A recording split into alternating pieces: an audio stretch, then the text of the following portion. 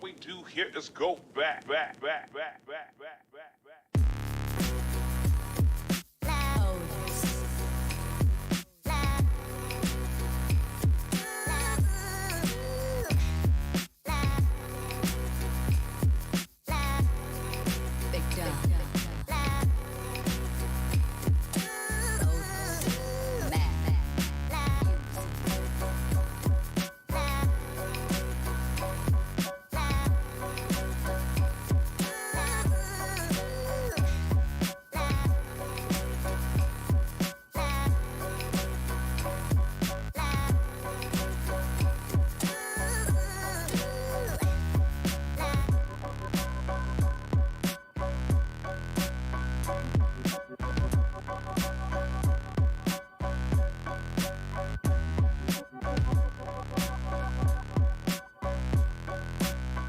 Not sure if I am. Let's see. Hopefully it's going to work. You never know. Strange things happen. Good evening, everyone. Mike here, Mike's Unboxing Reviews and How To. Let's do a quick mic check because I've rushedly put all this together as per usual.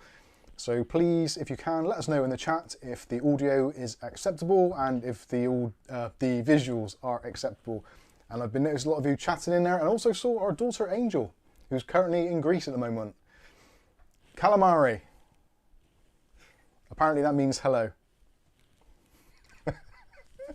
It doesn't. But her boyfriend thinks so. Yeah. That's loud and clear, all good, excellent stuff. Low sound, says Dutch Jan. Is the sound low? It might well be. Let me have a look on here. External lav mic, let's just check that. That's on full blast now. So that is about as loud as it's ever going to get. So hopefully it's better. Or is it just because I got too much clothing on? Could be. We'll see. Hopefully it's working right. I've actually got this thing plugged in. And have I adjusted the sound?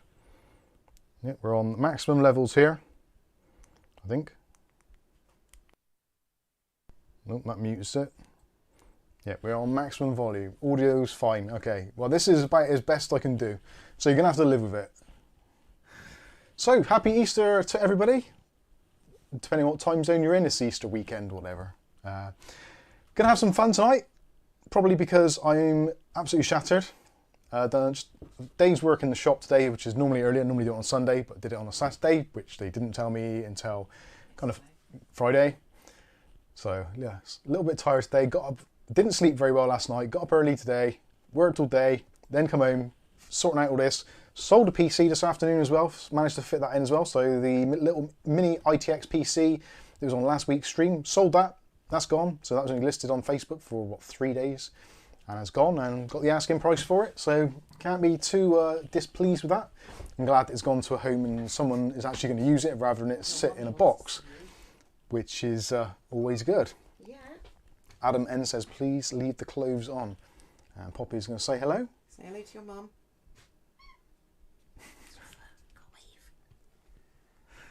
Bless her. To mummy. Your mummy's in there. Stuart says, cleaning calculators is hardly what I would call work. No, there was no cleaning of calculators this week, unfortunately. The boss man was in. Yeah, the boss man was in, so I actually had to do work.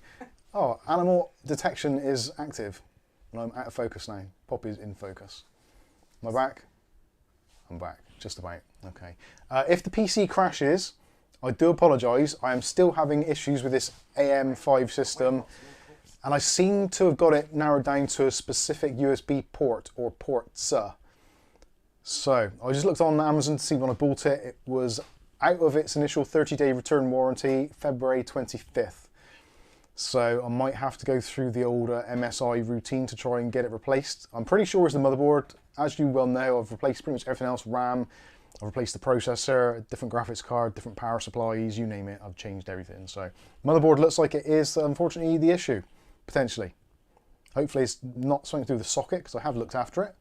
But anyway, so that is the that camera. Let's make sure the other ones work. So the overhead camera. Can you still hear me? It's not focused in very well, is it? Let's move that around a little bit. Bear with. Oh, actually, it's just zoomed out a little. There we go. I think that should be okay. So can you still hear me? Can you see me? Is there movement, etc.? Echo. There's what, an echo? Yeah. Serious. Echo or not. Echo. Yeah, sorry, didn't mute the HDMI. There we go. That should be better now. Is that better? Echo. Audio's on overhead as well. Okay, 1, 2, 3. Is there still echo? I've got indigestion now after eating the bloody pork pies. Either that or I'm going to have some sort of coronary incident.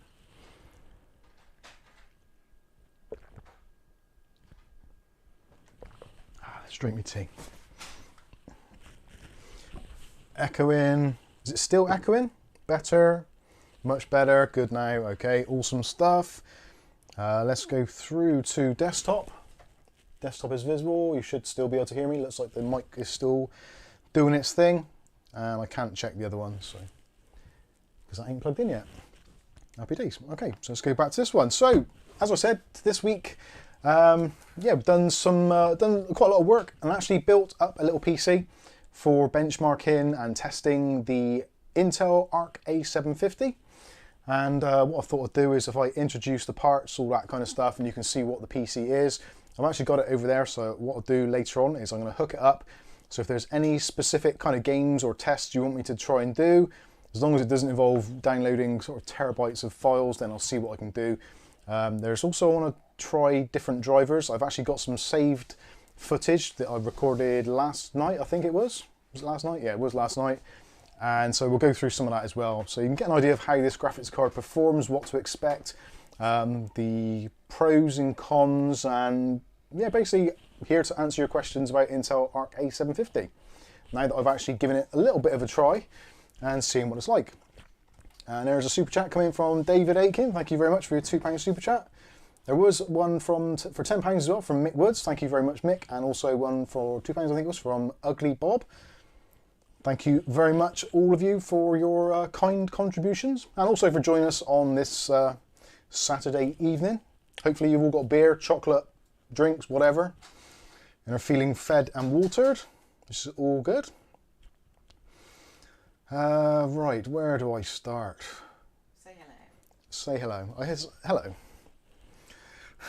That was very lackluster. I am absolutely shattered. Genuinely, absolutely knackered. So tonight we've got with us Ugly Bob with us, Lucky Man, Rick H. How you doing, Rick? Old Man Withers says, I like my A750. I think they're charging a little too much for the A770 as prices have come down on the competition. Yep, couldn't agree more. This week in particular, because of the Easter sales and all that kind of stuff, we've seen some pretty heavy competition from the RX 6600 from AMD, and prices as low as £223, I think, here in the UK, which really does put up strong competition to the A750 in so many ways. Obviously, a much more mature driver, and potentially more compatibility, and obviously using less power as well for somewhat similar results. Although it does seem, from what I can tell from my initial testing, that ray tracing is actually particularly strong on the Intel cards, which is a very nice thing to see. I don't really use ray tracing a lot, and I've actually done some video work trying to actually see if I can see the difference with ray tracing on or off, deliberately going into shadows and moving to see what the outlines are like and how it affects lighting, etc. Which is all very, very boring stuff because nobody really cares. If you're enjoying a game enough, the shadows shouldn't make any difference at all, unless they give you some sort of competitive edge, maybe in a first-person shooter, hiding behind something which is in shadow. If it's a particularly, say for instance, if they added ray tracing to something like Dust 2 on CSGO, now that could potentially be a game changer, especially in things like tunnels, where there's light shafts coming through, which may dazzle you, but other gamers could be hidden in shadows, so potentially that could quite literally be a game changer for that kind of genre of game. Anything first-person shooter where potentially you could hide in shadows. Also things, I guess things like Far Cry as well to some extent, because things like foliage and things you can hide behind. Mostly those kinds of games, I think that is where the competitive edge is going to be. I think for things like driving games, potentially not so much unless you're ultra competitive and you're doing like a real world sim, in which case obviously night driving is going to have a very different look to it if it's using the kind of the normal headlights on the vehicle illuminating the road. But who likes driving at night in games? I don't think anybody, so I don't think anyone's going to be looking forward to doing that. Anyway, I digress. So who else have we got with us? We have also got G-Zone Gamer. Good job it's not G-Spot Gamer, that could be a very different thing altogether. William Bodie, good evening to you. Sky Stalker, hi Sky and Tina. Who else we got? Mick Woods has said hello.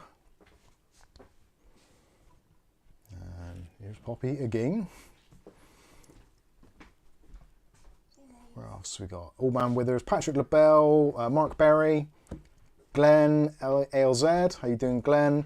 Actually, Glenn's probably a good one to ask about sim racing, whether or not that is going to have a beneficial effect or is going to be a negative effect for ray tracing in simulation racing. Be interested to hear what your thoughts are on that, actually, Glenn. And also, conversely, I suppose, if you're driving a circuit such as possibly Daytona, then because of it being very sunny, maybe things like Singapore as well, where there are kind of weather influences, whether or not that's going to make a big difference to that kind of gaming. Maybe it will, but will it be beneficial, or will it just make it more ultra realistic? I personally, when it comes to gaming, especially racing games, I'm generally more in favour of the kind of slightly more arcadey feel rather than simulation. But again, let us know what you think in the comments, that's what they're there for. Welly Bob's with us. How you doing, Welly Bob? And Shearer69, good evening to you, sir. Lucky Man, we've said. Dutch Jan, how you doing, Dutch Jan? Nick Barnes, hi Nick.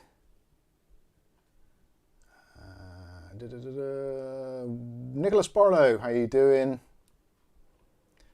Adam N. Stuart Cleary, I said already, I think. Angel says it's lovely here. It was nice actually yesterday, and you can probably notice I'm a little bit sunburnt from yesterday, which, yeah, I know, is mad to think. A bank holiday in the United Kingdom where you actually had sunshine and weather, and it was quite nice. Weird, I know. Very strange. Roderick Kennedy, how you doing? Terry Trickett, that's a fantastic name. Colin Hilton, the one, the only Colin Hilton. How you doing, Colin? Milch Monster, good evening, sir.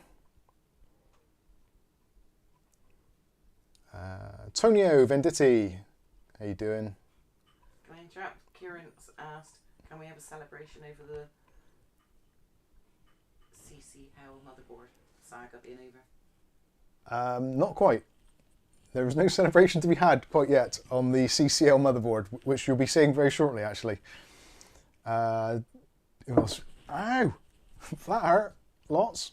Captain White says, even also, I've not been about for a while. Hope you're all well. Yes, and hope you are also. And Kath's showing me something on the phone. Oh, bless you. Colin Hilton has sent us a PayPal donation.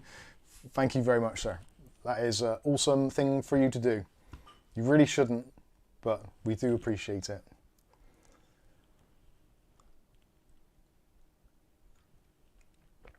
Letta's with us as well.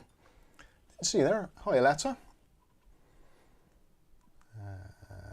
Stefano Ricky says, getting audio from 2 places. Yes, and for the price of just 1 stream. Don't knock it. You're getting more for your money. That's the kind of stupid shit I say in the shop. It really is. I do come out with some absolute classics, and after I immediately cringe at myself.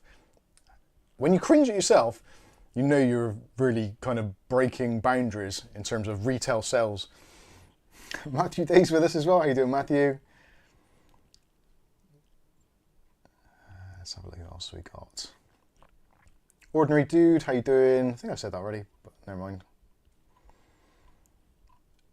I think we're up to date. Kieran, how you doing, Kieran?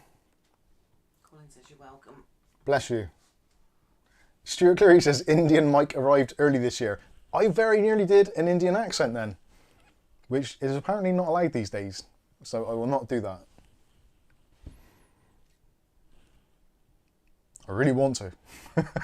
I really want to. Why is it when you can't do something, you want to do it even more? It's like, don't press the big red button. Must not press button. Don't pierce the ceiling. Yeah. Boris, how you doing? Mookie MC, greetings.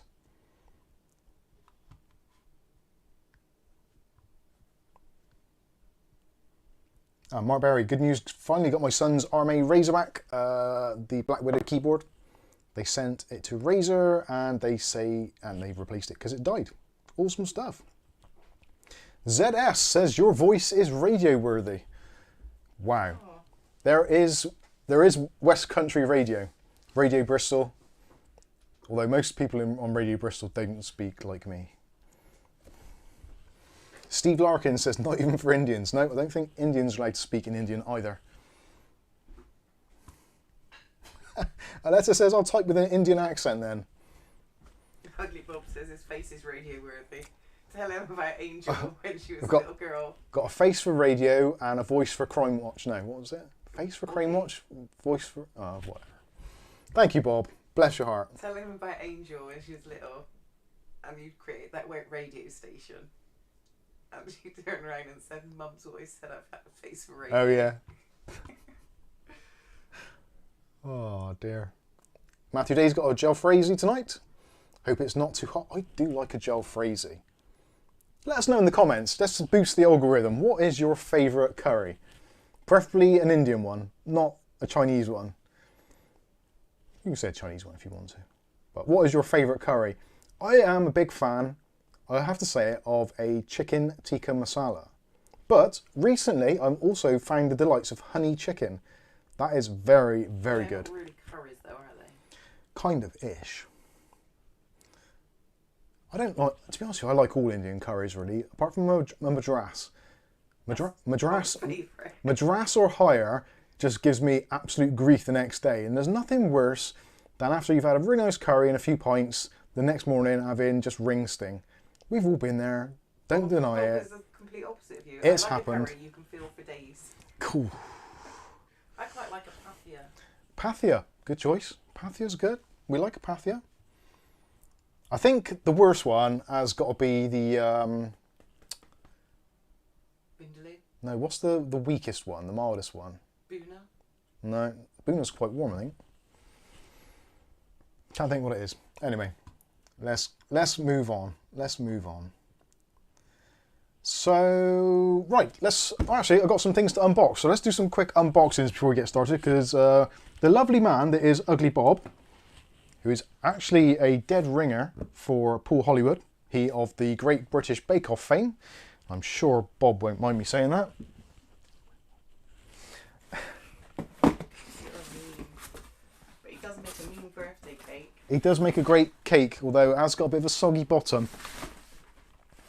Right, Bob has sent this. This actually arrived very recently, like earlier today. Well, about an hour ago. So this is a cooler from Zalman, which is something you don't see very often. This is the CNPS16X. I've never seen this before, actually. At least I don't think I have. Have I seen this before? No, I don't think I have. This was what appears to be a Amazon warehouse special. I think it's got a dented box, which is why they've stuck eyes on the front of it. Like to Tinder at really random. Yeah. Ugh. Ugly Bob says, I'm going to make Paul Hollywood disappear. You should get Paul Daniels to do that. Now that's magic. Paul Lamont says, curry equals ring sting and gird attack for me.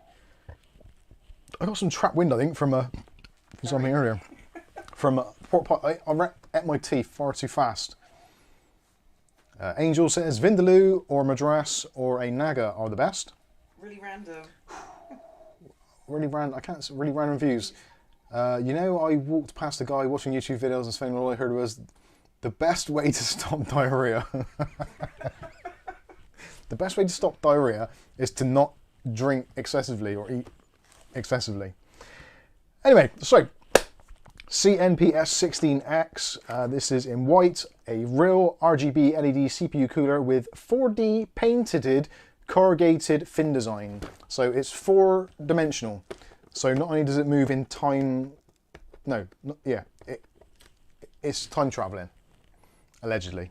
So let's see what this is all about. I'm actually intrigued to see what this is all about. Judging by the amount of sellotape on it, I'm a little bit concerned. I'll be honest with you. But let's see. Let's save our concern, because it may not be too bad. Things may be all right. If I can actually get into this thing. Oh, come on. Yay! Unboxing. Simple task. Instructions. Boris says Useful. updated AMD chipsets drivers because of your video a couple of days ago. Thanks. You're very welcome. Glad it was helpful. I might have to do it again on mine, to be honest with you. Derek Cannon. Diarrhea is hereditary. It runs in your genes. Ba-boom. That is... Oh, right. So this is a dual fan setup. I didn't realise that from the box. Because, well, you can't really see it. I guess. Actually, you kind of... That doesn't look like what's in the box. Or what's on the box. Possibly. Ah. I understand. Right. Okay. It's all starting to make sense. Kind of. So we've got a finned heatsink. That's actually pretty sturdy. That's a chunky bit of metal there. And we've got 4 heat pipes exposed at the bottom. Can't beat an exposed bottom. That's actually quite an interesting design. Kind of like that. That's good. So let's see what this is. We've got 2 fans by the looks of things. Ooh. This is the 4D design. So this is very, very much a captive fan, very similar to that we saw on the Arctic Freezer, the A35, where you had the fan actually enclosed in a surround of sorts. And actually, it looks like the grommets on the back there, very similar to the Thermaltake ones. So I'm trying to work out what's going on here. So there is a plug at the top for something. I don't know.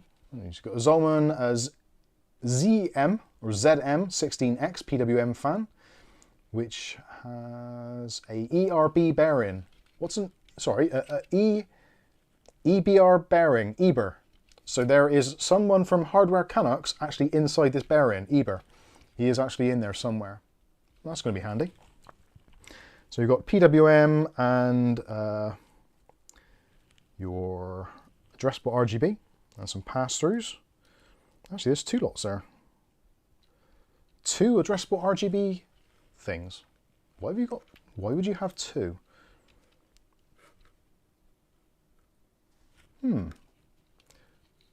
2 addressable RGB headers as an output. Why? Why would you have 2? One for the chassis and one for the fan. That is what those pins on the top must be for. There must be some sort of top plate which goes on. It's kind of making sense. Right, let's clip this in place. We'll get an idea of how this all goes together. Notice how I'm not looking deliberately at the instructions. Maybe I should. Do you know what? This is actually exquisite timing, because the Intel PC could actually do with a white CPU cooler. There we go. That's on there. That's good. Doesn't want to come off. That's always a bonus. So this must be the fan for the rear. Oh no, that is reverse blades. I told you it was very Thermaltake-ish in look. As we know, Thermaltake do the SWA fans, which we've seen a few times on the channel. So this is more like Lego than PC building. We always say that PC building is a little bit like Lego. Upper cam, please. Sorry, upper cam. So that's actually that's pretty cool looking. I was just thinking, actually, is that CPU is the cooler symmetrical? So that is the front fan for your intake, and then you've got your exhaust on the back. Little blow through design there. A bunch of cables, and I'm going to guess that in here there is going to be some sort of plastic top plate. That's cool. Zolman stuff is generally something I wouldn't normally look at, but this is actually very cool. And actually, what we've got, Zolman ZM-STC8 thermal compound, superconducting thermal compound. Now that is a bold statement right there.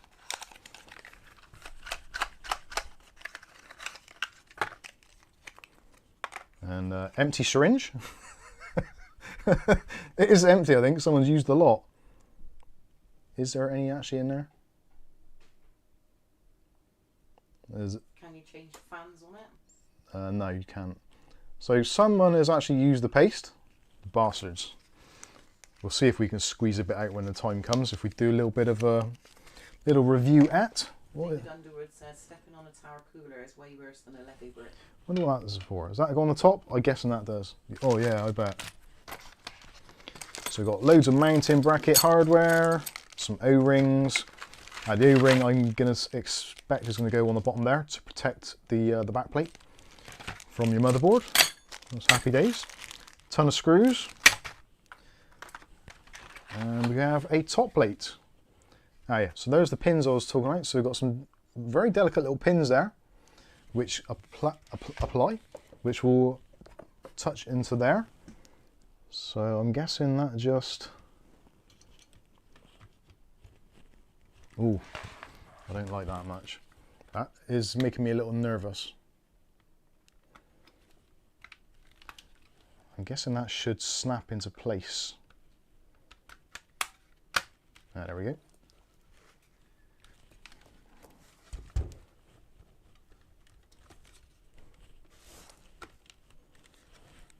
Ooh, that is yeah,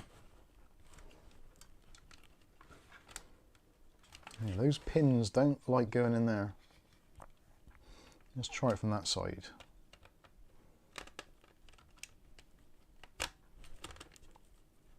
Right, that one's fitted on.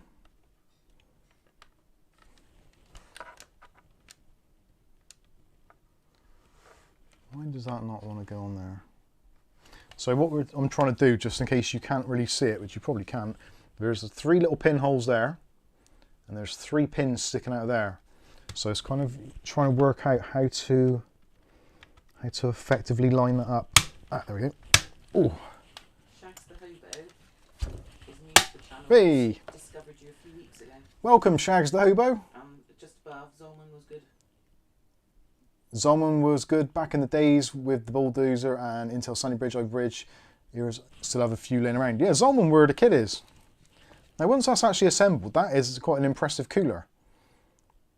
Although my concern is if you were installing it, to get to the screws on the bottom, it's not going to be simple if you've got all this plastic malarkey in the way. Is it switchable way? It does look pretty cool though, and that's all RGB. Yeah, you can actually, it does appear that it is symmetrical, so you can install it kind of either way. So you could have it blowing, pulling in from the back, well, yeah, pulling in from there, blowing out, because that is the exhaust. Yeah, so pretty cool.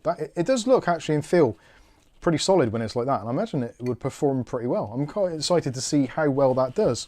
What sockets does it actually support? That is going to be the interesting thing, because socket support these days is a little bit hit and miss. So what have we got here? We have got support for Intel AM4. Ugly Bob says if he thinks you put the fan stack on first, then fit it with all the gubbins after. Ah, okay. Yeah, it looks like the thumb screws might... Yeah, you might be able to get access to that. And Mookie's put EBR. You might be easier for you to read it. EBR.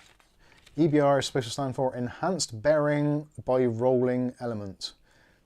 Made like a fluid bearing. Oh, right, okay. Thank you, Mookie. So what we've got, AM4, LJ115X. Mark's Adventure says that looks like a fuse mount on the CPU. Well, we will find out. Anyway, that is pretty darn cool. Thank you very much, Bob. Is that a joke? Pretty darn cool, yeah. Well done. I did good there. I'm gonna have to take this apart now. I don't really want to. So, do I take it apart? Do I not? No. Let's pack this back away. Slightly turned 90 degrees so the ITX case, for that ITX case, so vertical airflow. No. Not for AM4. For Intel, it probably could, because Intel mountings are generally square, so they kind of will rotate 90 degrees. But with the AM4 ones, because they're kind of longitudinal, you can only do it either like the right way up or 180 degrees reversed. No 90 degree swap out, unfortunately. Very good stuff. I'm quite looking forward to seeing how this performs. If it performs as good as it looks, it'll be awesome.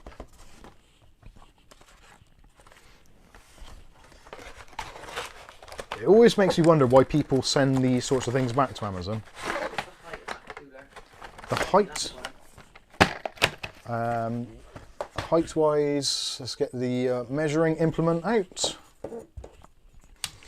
So we are looking at, yeah, it could be a height thing, because the extra bit on the top does give you a little bit of extra height. So I would say that's 164 millimeters.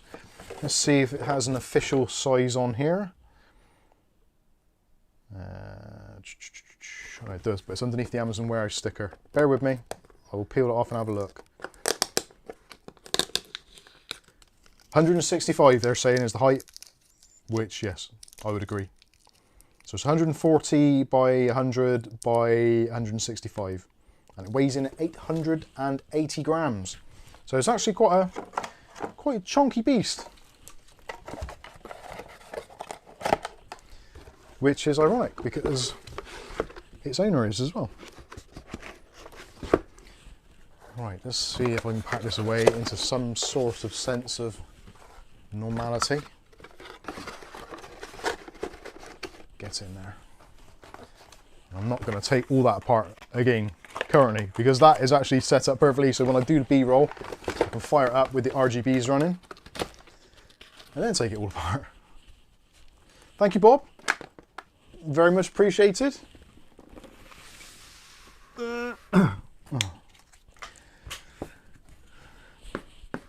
Poke it with a stick. Okay, next part. This is the bit I've been looking forward to, because I kind of had an idea this was coming. This is a bit of fun and also a little bit of edibles. So, yes. I'm not entirely sure it's what Bob intended, but actually I should put these on first of all. So this is a little Easter package from Bob. So we've got the glasses for the, I need a, can I have a cigarette please? I need a cigarette hanging out my mouth as well. Thank you.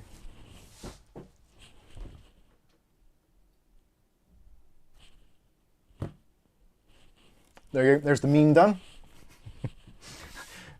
Unfortunately, the little blocks on the front there, you can't see through. So it's like you've got cataracts or something. Now you're doing the Cadbury advert. They've got? With the eyebrows. Oh, Cadbury, yeah.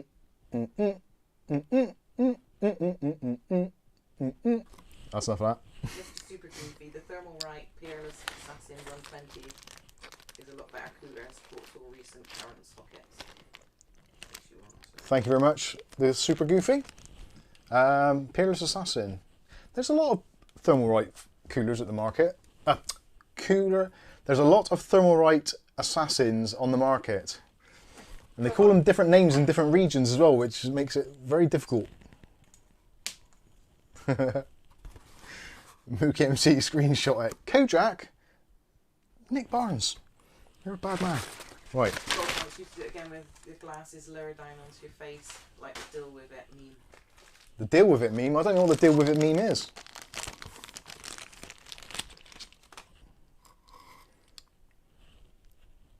How much lower down? Or like...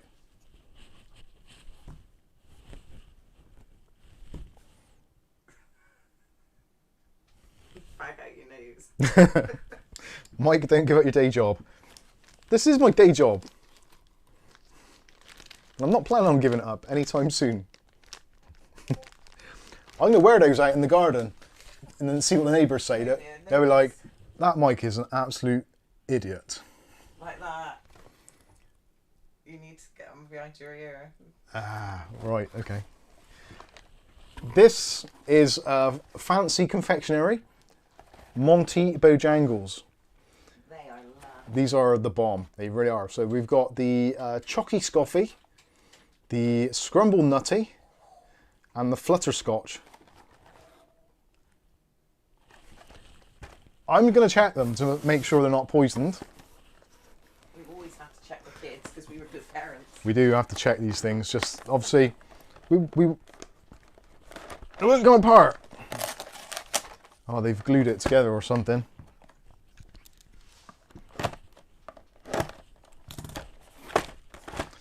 Unboxing for a living.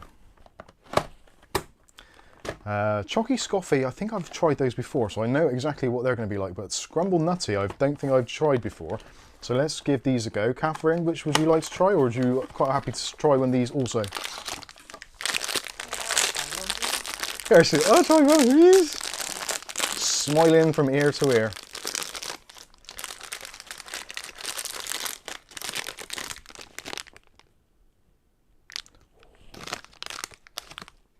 They're so nice.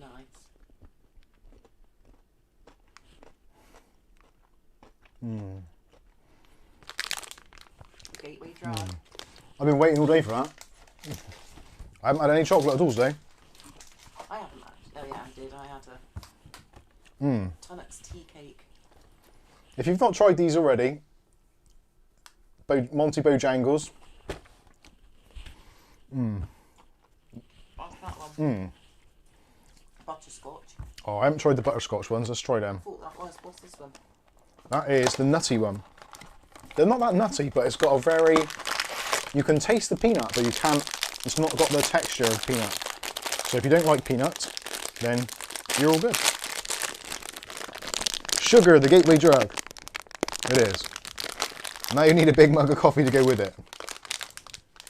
Let's see what you... Right. Let's cleanse the palate with a cup of tea.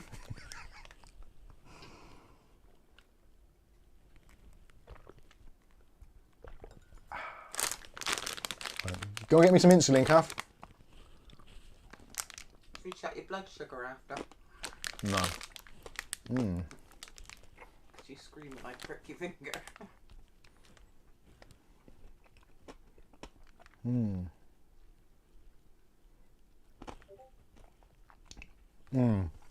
My God. Cadbury Old Gold dark chocolate for me, David Underhill. Don't think we've got that here, have we? I don't think I better have another one quite yet. We have Bourneville. Keep them away from me because I was going to have a sugar rush Do you think that's the same thing? and I'll start talking Indian. Cadbury Old Gold dark chocolate for me, David Underhill. Do you think that's the same as Bourneville Hill? Yeah, it I probably love is. Bourneville. Right, that's it. That's the stream done. Thank you very much. No, I'm only kidding. Right, now these are a bit... I'm not sure if this is what Bob intended, but we'll go with it. Because this is live. There's not much you can do. So these come in rather innocuous packaging. Do not bend. Do not bend. Do not bend. Do not bend. And do not bend. So let's see what these are. Oh, I think my bleeper's just gone off, but I can't get it. So They're exactly what Bob intended. okay, excellent. So these are kind of fake wrappings you can put around chocolate bars. Generally, I guess like a Caramac style bar. So that one has got, well, I'm not even going to read that out because you're not allowed to say that on camera.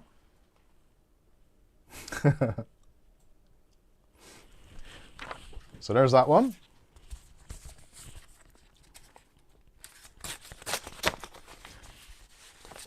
And, oh, this one's very apt.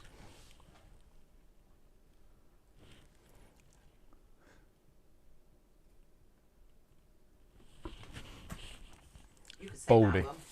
Boldy. Brian's yawning. Can we get to the hardware? I know, I saw. We will. Oh, there we go. Instant ban.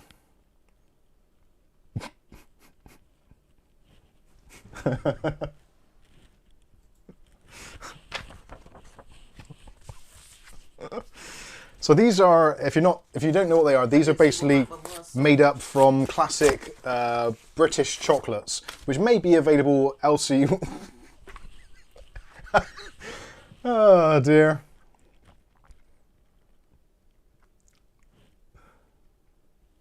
So they've basically taken two types of chocolate wrappers and put them together. I'm actually thinking, because we need to redecorate this, we need to paint over these walls and do something new with them. I'm very tempted to do a collage of these.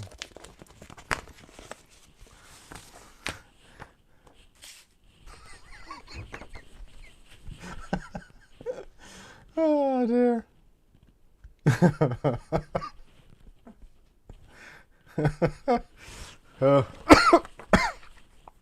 So, excellent, Bob. Someone's actually, yeah, I'd be interested to see if there's any more you can work out of that. Those are great. I do like that one. Bold. Boldy. Excellent stuff. I think that'd be quite nice as a little bit of a collage. Although I think if I do them as a collage, I will put bars of chocolate actually in them and stick them on the wall. I think that'd be great. Who was that guy? Something Johnson from We 3. He used to have like the superhero collage in the back corner of his wall. It'll be something like that. Anyway, nice bit of fun there. Sorry for those of you that come here expecting technology. Sometimes you just got to go with the flow.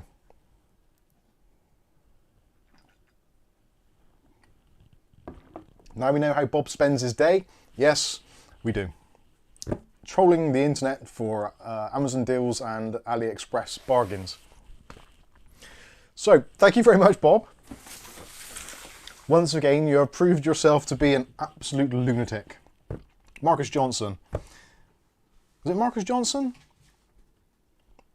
Black-haired, yeah, black hair, spiky black hair. And used to do like talking about other YouTube videos which are funny. Is it Marcus Johnson? Might be. I thought his first name was like a hyphenate, something Johnson. Could be right. Anyway, regardless, whatever. Right. So let's get on now to the Intel build that I put together. So we started off with the motherboard, which is the motherboard from CC Hell, which is the Asus Strix B660-A Strix Wi-Fi D4. I haven't got the box for that because it's been up and down the highways of the United Kingdom in various RMA states. So we don't have a box for that anymore because I've ditched it. Processor-wise, I thought, well, it's pointless going with something too outrageous. So the 12400F, I think, is perfect. 6 cores, 12 threads. Nice little processor, does really well, and basically it's about the only processor that I can get to reliably work with that motherboard that is reasonably priced. So 12400F, excellent little processor. That cost us about £125, which I think actually for what it is great value for money, and it does quite well. So that's very good. To cool it, we're using the AG500BK, which soon will possibly end up being the Zalman cooler. If I can get it to fit, it might do, might not, because this is LJ1700, so we might have to look into that a little bit further. So that is the cooler that we've got currently installed. RAM wise, I've just swapped over because I did have something different in there, but I've just put in the Alloy, the Blade RGB. These have got some really crazy RGB going on them. I really like these. DDR4 3200, pointless going any faster than that because realistically I've tried faster RAM with that chip and it just doesn't like it. Turn on XMP with faster RAM and you end up just downclocking it and downclocking it and downclocking it until you get to about 36 or 3200. So I thought, well, might as well just go with 3200 because it's cheap and cheerful, which is the kind of people that are going to be buying an Intel A750 graphics card realistically, because it's in the kind of more budget end of the market. To power it, we're using a Corsair TX650M. There was a few other options, but I thought, well, this is probably a good idea. It's a half decent power supply. Got it pretty cheap, £40 from Scan here in the UK. Scan.co.uk, it was on special offer. Yeah, I think that's pretty much all I need to say on there. Hard drive, had to go with Intel, but this is kind of Intel. So Solidgym is the brand which basically bought Intel's M.2 manufacturing, or the branding, or whatever. So Intel drives now basically are Solidgym. So this is PCI Express Gen 4 x4. Again, very good price. This I think was about £60 for a 1 terabyte. I think, was that right? Or am I wrong? That sounds too cheap. No, was it 50? It was ridiculous anyway. Whatever price it was very, very cheap. So we went with that. 1 terabyte should be absolutely enough. Sorry, Kath's distracting me with pictures of my daughter doing things. Anyway, next up is the graphics card. Now, originally this build started out with, I was going to put in the Zotac GTX 1070, but the 1070 is still a fantastic card, don't get me wrong, but it's only PCI Express Gen 3. We're not taking advantage of what this chipset and setup can obviously make use of. So that went, and we've gone with this. The Intel Arc A750 Limited Edition from the people over at Intel, if you didn't know already. So this is actually a very cool looking graphics card. It looks very modern. It's got a very sleek look to it. You've got a very kind of matte finish. Actually, if we do the overhead here, get a better look at it. So it is an extremely nice looking card, although the kind of satin matte finish does seem to want to pick up marks, quite a few marks. So if you've got greasy hands or anything, do beware, it's going to mark like crazy.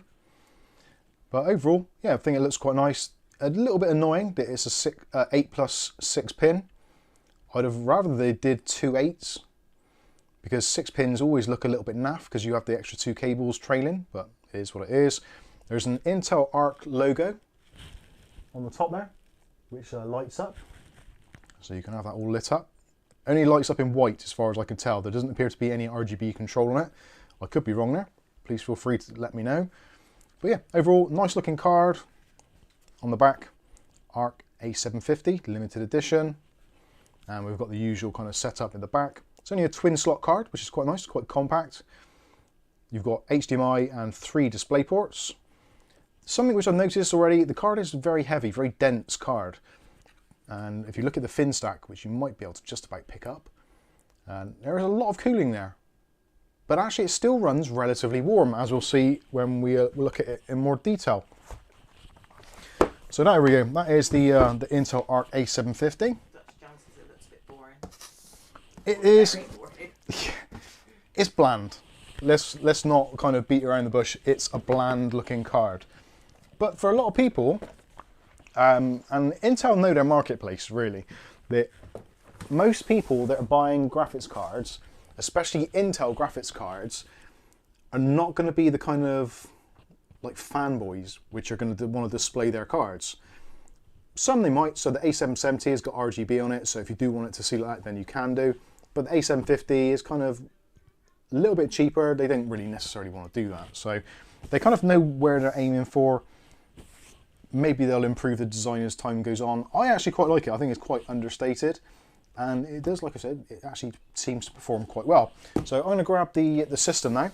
I'm going to take the side panel off a minute because it's going to be reflective as all hell if I don't. So do talk amongst yourself a minute. I'm just going to grab the PC so you can have a closer look at what is going on.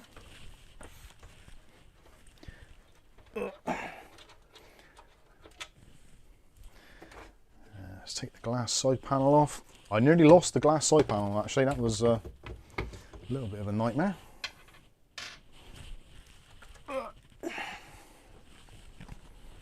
And there we go.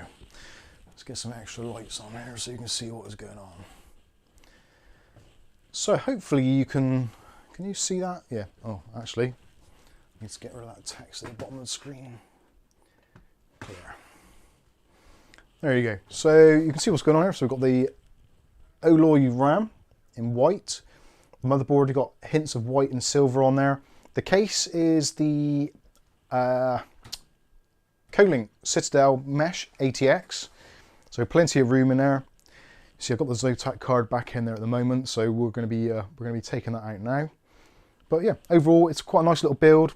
A bit of RGB going on up front, plenty of room. Again, that cooler fits in there quite nicely, but chances are we are going to take that out anyway.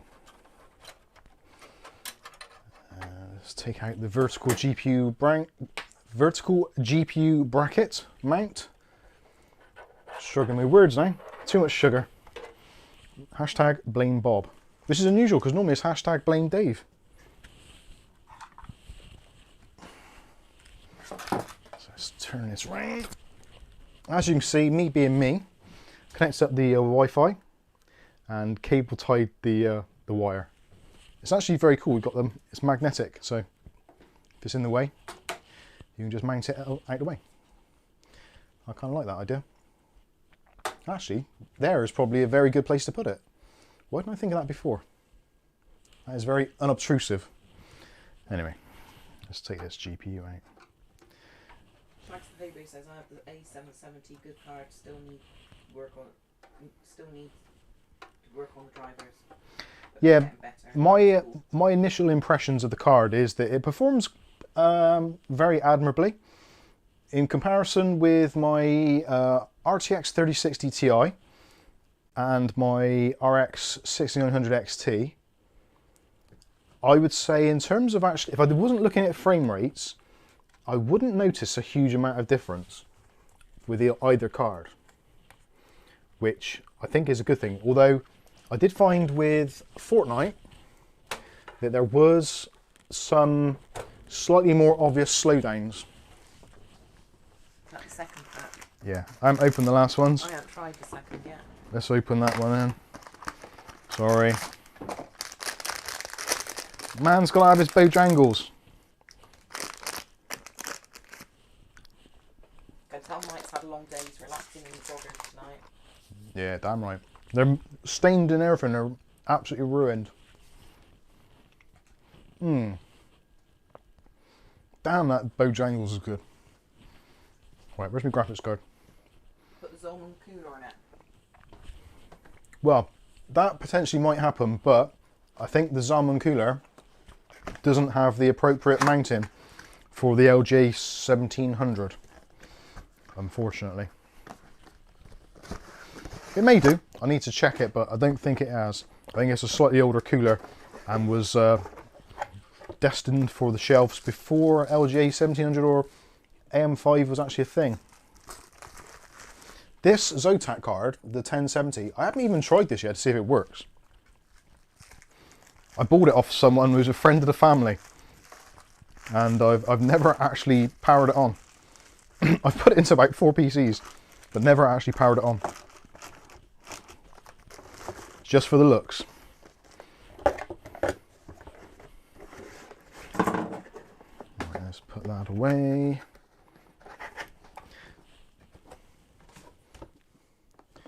Yeah, so the A750 Fortnite, I think, is one of those titles which actually did seem to not struggle, but seemed to give me a lot of dips where I wasn't expecting them. Which, if you think about it, oh, why is that not frozen? It's supposed to be Fortnite, especially one of those games that runs on a potato. Yes, Kath. Mookie, video rendering on the Arc is not as robust as mid-tier Nvidia card, right? Well, that is something which I don't know yet. I've not tried any video rendering at all on the Arc card. I've literally only installed it yesterday. So I'm still very much in the kind of, this is why it's my initial impressions so far. I got around to playing about 6 to 8 games last night, and a couple of standardized benchmarks like your 3D Mark and the Port Royale. And I've got those results which we can maybe take a look at, or I might even just run it live. Oh, that's not done well. I was trying to keep that box in good condition. All right, let's take off these. When you're installing a graphics card, my advice is to remove all the blanking plugs before you actually install it. The Bojangles plugs. Move your Bojangles plugs so they don't actually get caught on anything whilst you're trying to enter the thing.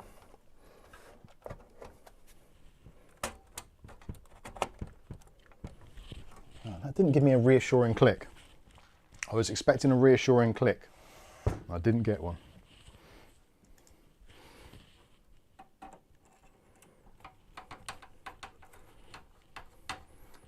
Now, don't do the screws all the way up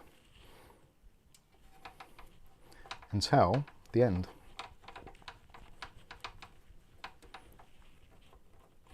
Oh, come on. There we go. So, actually, there's not much wiggle room there, so that's good.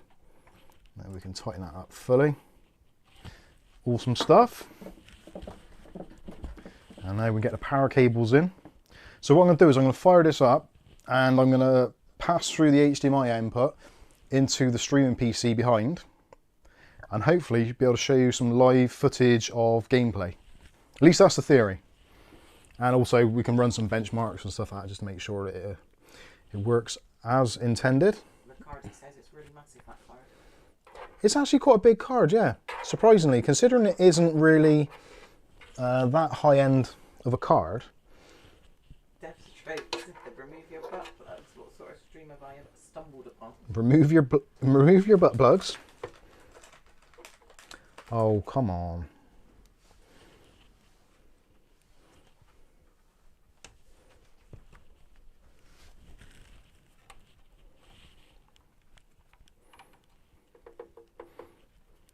You can tell I've already bent this to try and get it in there. In there. Bend that out the way.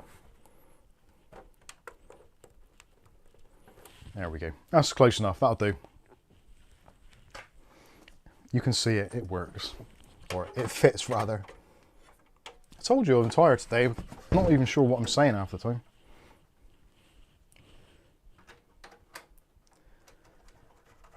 Whew. Okie dokie. Right, so now I'm going to set this up on the floor, and we'll try and get some footage going through it and make sure it all looks good. So I'll have to turn off my other PC in a minute. And if there's any questions at the moment, any burning questions, please feel free. Now is a good time. Kath can relay them to me, hopefully. Right, shutting down. Ah, this is never easy. I need a bigger studio.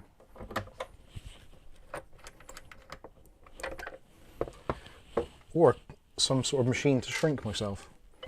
That'd be useful.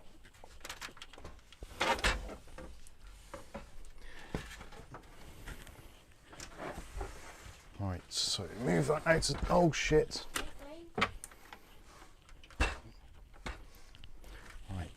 Let's take the PC and put it around. Stuart Cleary, thank you for the super chat. He says, trying to not strangulate myself. Right, don't want that cable there. Don't need that one. Let's have some LAN cableage. Keyboard and mouse.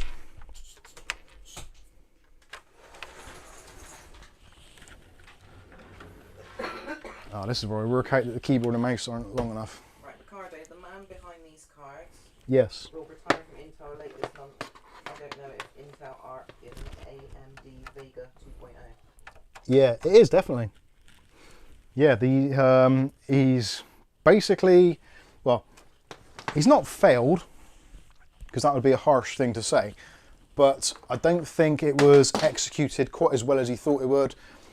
And he has now been kind of removed or moved on from his existing role at Intel.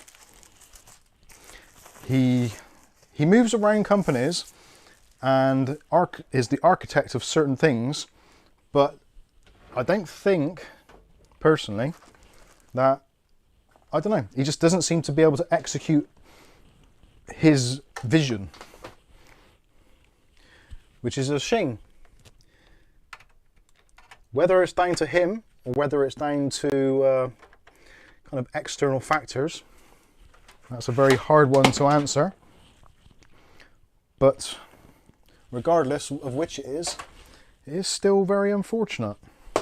Nick Barnes, will you have to DDU the old drivers for GPU? No, because I haven't.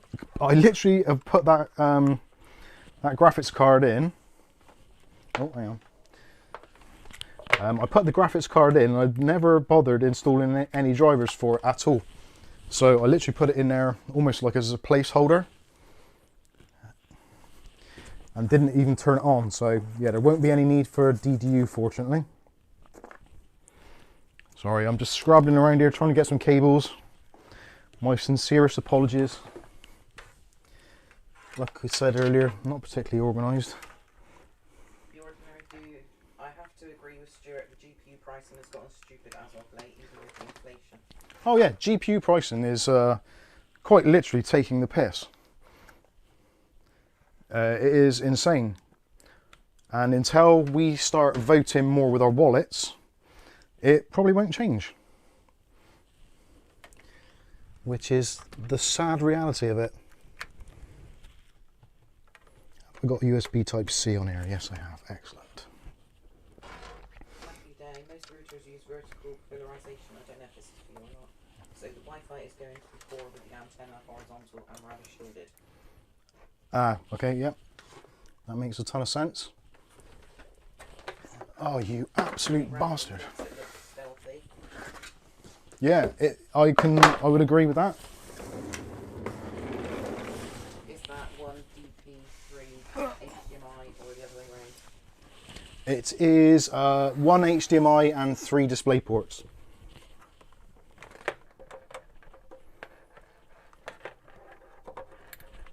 Oh, that was a big flash of something there. Good-o. Right, have we got power? I had a mate ruin his PCIe 16 times slot trying to fit a GPU with plastic edge protector still fitted. Had to use his 4 times slot instead. Oh dear.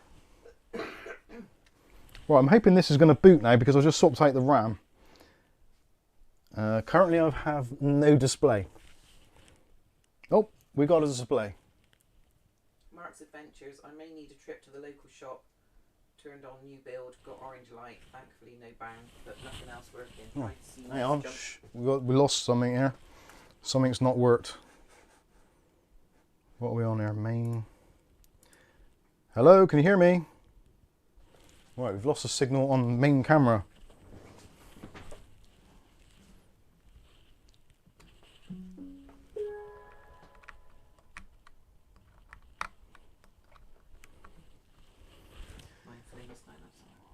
What is going on? Ah, there we go. Right, signal is back. Not sure what happened there. Sorry about that.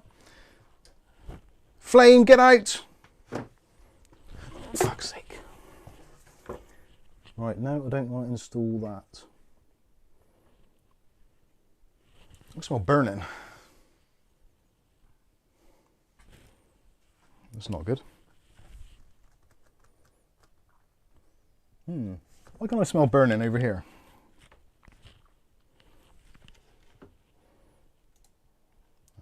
Right, don't want to use that. Okay.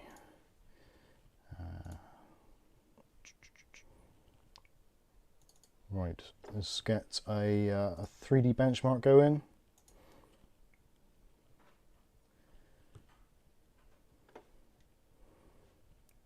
Bear with me.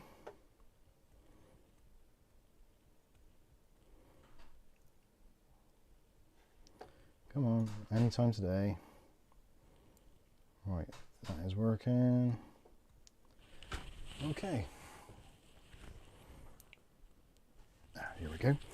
Right, let's run a quick time spy just to make sure everything is as it should be. And hopefully, if I press the right buttons here, yay, there we go. And you should be able to still hear me, hopefully. Cool, that is working. Right, I can see your comments still, which is always good. Nick Barr. Go up to Flower Flame, I think her name is. The name was. Flower Flame. I managed to get a 6600 XT brand new for 270. Okay. Oh no, before that, who was it? It was Mark's Adventures about his PC not working. Mark's Adventures. Mark's Adventures. Mark's Adventures. Mark's Adventures. I may need a trip to the local shop. Turned on the new build. Got orange light. Thankfully, no bang, but nothing else working. Tried CMOS jump, no luck. We'll get a battery Tuesday and try that. Not sure why that would be. Orange light, depending on what the motherboard is. If that's the Asus one, I think that's RAM. Not entirely sure. So as you can see on the screen, we're currently running Poppy, get out! Running Time Spy. Currently just under 90 FPS. And the GPU temperature is climbing. 60 degrees currently. 99% usage. And there we go. We've gone on to the next part now. We'll see what the score is. I want to try the new drivers and see what difference that makes, if indeed it makes any. But we'll see. No, Poppy, get down. Go on, out. Move. Poppy. Anyway, Flower Flame. I had this crazy issue with my new PC that I just built where it would trip and just shut down. I thought it was a faulty PSU, but it was actually the DisplayPort cable which was tripping the PC. Yeah, a lot of DisplayPort cables and HDMI cables can actually be a considerable problem for systems. And actually, I even find that with my Lumix camera, if I plug in a HDMI cable into it to get the output, sometimes it actually makes my monitor turn off. So there's something a bit screwy, I think, with my streaming PC still. Right. Go away, cat. More Bojangles. Which ones you got over there, Babs? Yeah, we're gonna slowly tomorrow. Is there one called that? It's not, is there?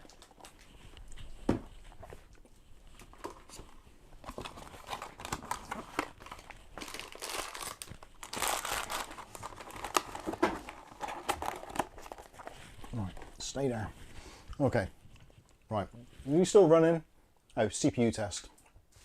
Okay, let's see what it gets. God, there's a hell of a delay on there. This test is at 1080p. Yes, that is right. It is doing for 1080p. Mark's Adventure says it's a B550M-K. Where is that? What model? I can't see it. B550M-K. What? M-K. That sounds, yeah, that sounds like an Asus. And the RAM was brand new. Right. Okay. Tricky one. Might have to go to our Discord and have a look at that. So 3D Mark Time Spy score there. We've got 12,054 points, which is ranked as being good, not best, but good. So the average score is going to be 12,095, which, considering all the extra crap we've got installed on there, actually isn't bad. Because as you can see, we've got MSI Afterburner running, all of the Windows default services and stuff are running. We've also got Steam in the background. We've also got Epic Launcher. I think there's Uplay as well. Basically, it is a Windows completely fresh installation, and this is using the WHQL driver. So I'm not displeased with that. I think 12,000-ish points is absolutely fine. I'm trying to think what other graphics card actually comes close and has that sort of similar kind of specification. I'm so far out of the loop with graphics card testing. Is that in the way? No, it's not. I don't know how that ranks against other cards with similar kind of ilk. I don't even know what my 3060 Ti gets. So if anyone does know what theirs gets, please let me know. So there is that. What else can we run? Let's see.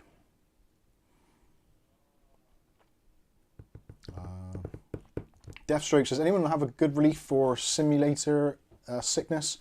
I had a really bad hit earlier playing Hogwarts, 50 hours in, I was really bad.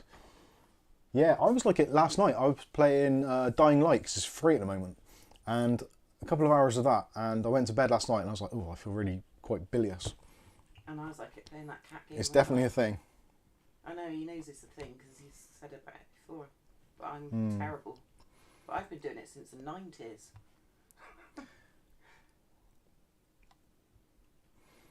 From the Dreamcast, wasn't it? Codwolf Pete, hi Mike, could you do a Ryzen 7 7700 build and test with the included Wraith Prism cooler?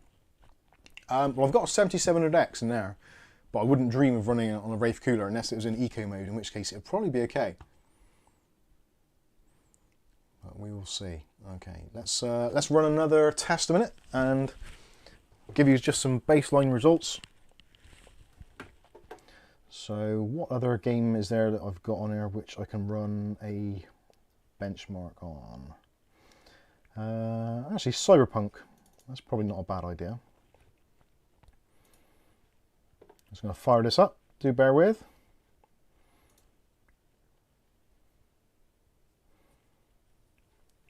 Play.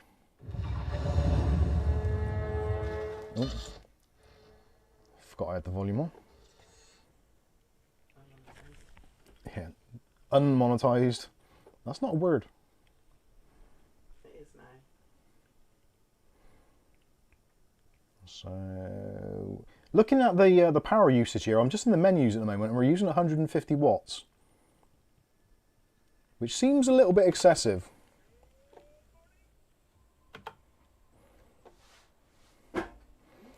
So let's have a look in settings. I'll go to graphics.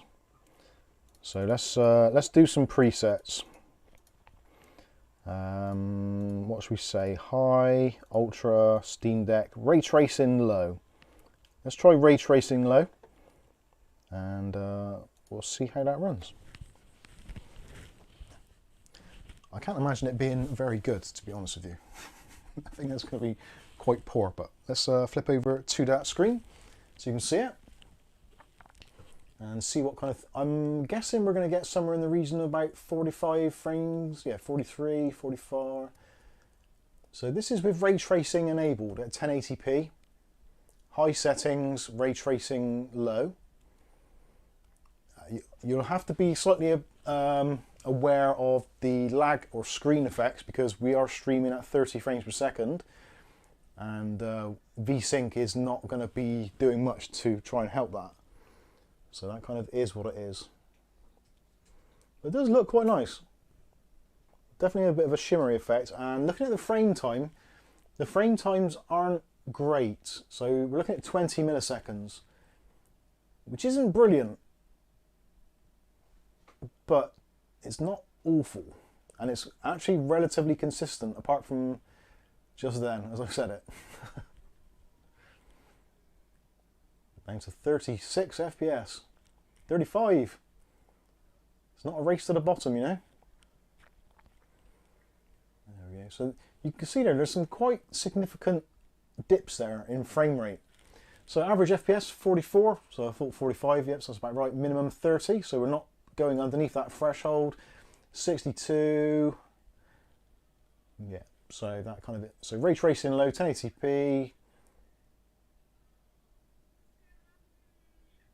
Not bad. Wonder where that noise was coming from then. Sorry. I don't know if she needs me. It hasn't been too high. Right, let's go back to the main menu. And let's see what happens when we crank it up onto full everything. Just ultra settings, highest ray tracing. Is it going to be even remotely playable? I'm thinking it's not going to have much of an effect.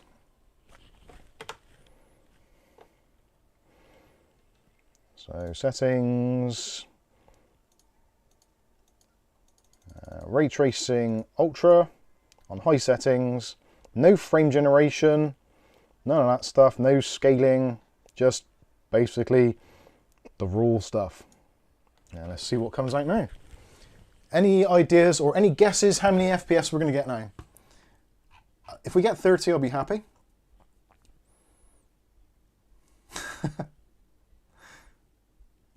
Firestorm says use FSR 2.0 mic. Maybe I'll try that after and see how much of a difference it actually makes.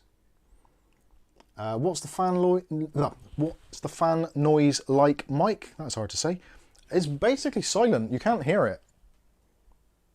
The fan profile is excellent. It's basically a silent card. I'll get myself within 12 inches of it. And all you can hear is a little bit of coil whine from the motherboard, actually. No, there's a little bit of a tick from the fans. Not too bad. So you can see now we've gone from RTX low to RTX extreme, like ultra, and it hasn't changed the FPS at all. Did I forget to press apply or something? Because that looks almost identical, I would say.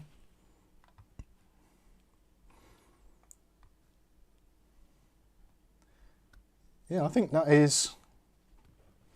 FSR DLSS is not enabled. Jared says, I think FSR might be on now. It was on auto. I think it was actually off. We'll take a look now after and see what the deal is. And basically that looks like an identical run, and you can see, actually, yeah, you can see it there. So for AMD Fidelity FX Super Resolution 2.1 is set to auto. Ray tracing auto, window vertical sync, DLS no, DLS off, frame generation is going to be off obviously. So yeah, I don't think it was, maybe it was on. Let's have a look. Confirm. It's a pretty quiet card. There's a lot of graphics cards I know of that would, under that sort of load, would be making an awful racket. But it doesn't seem to do it. It's pretty good. So if you want a slightly quieter graphics card, then that could be the one for you. Right, so dynamic scaling is off. So does that make that not work? Or is FSR something different? So that was off. That's off.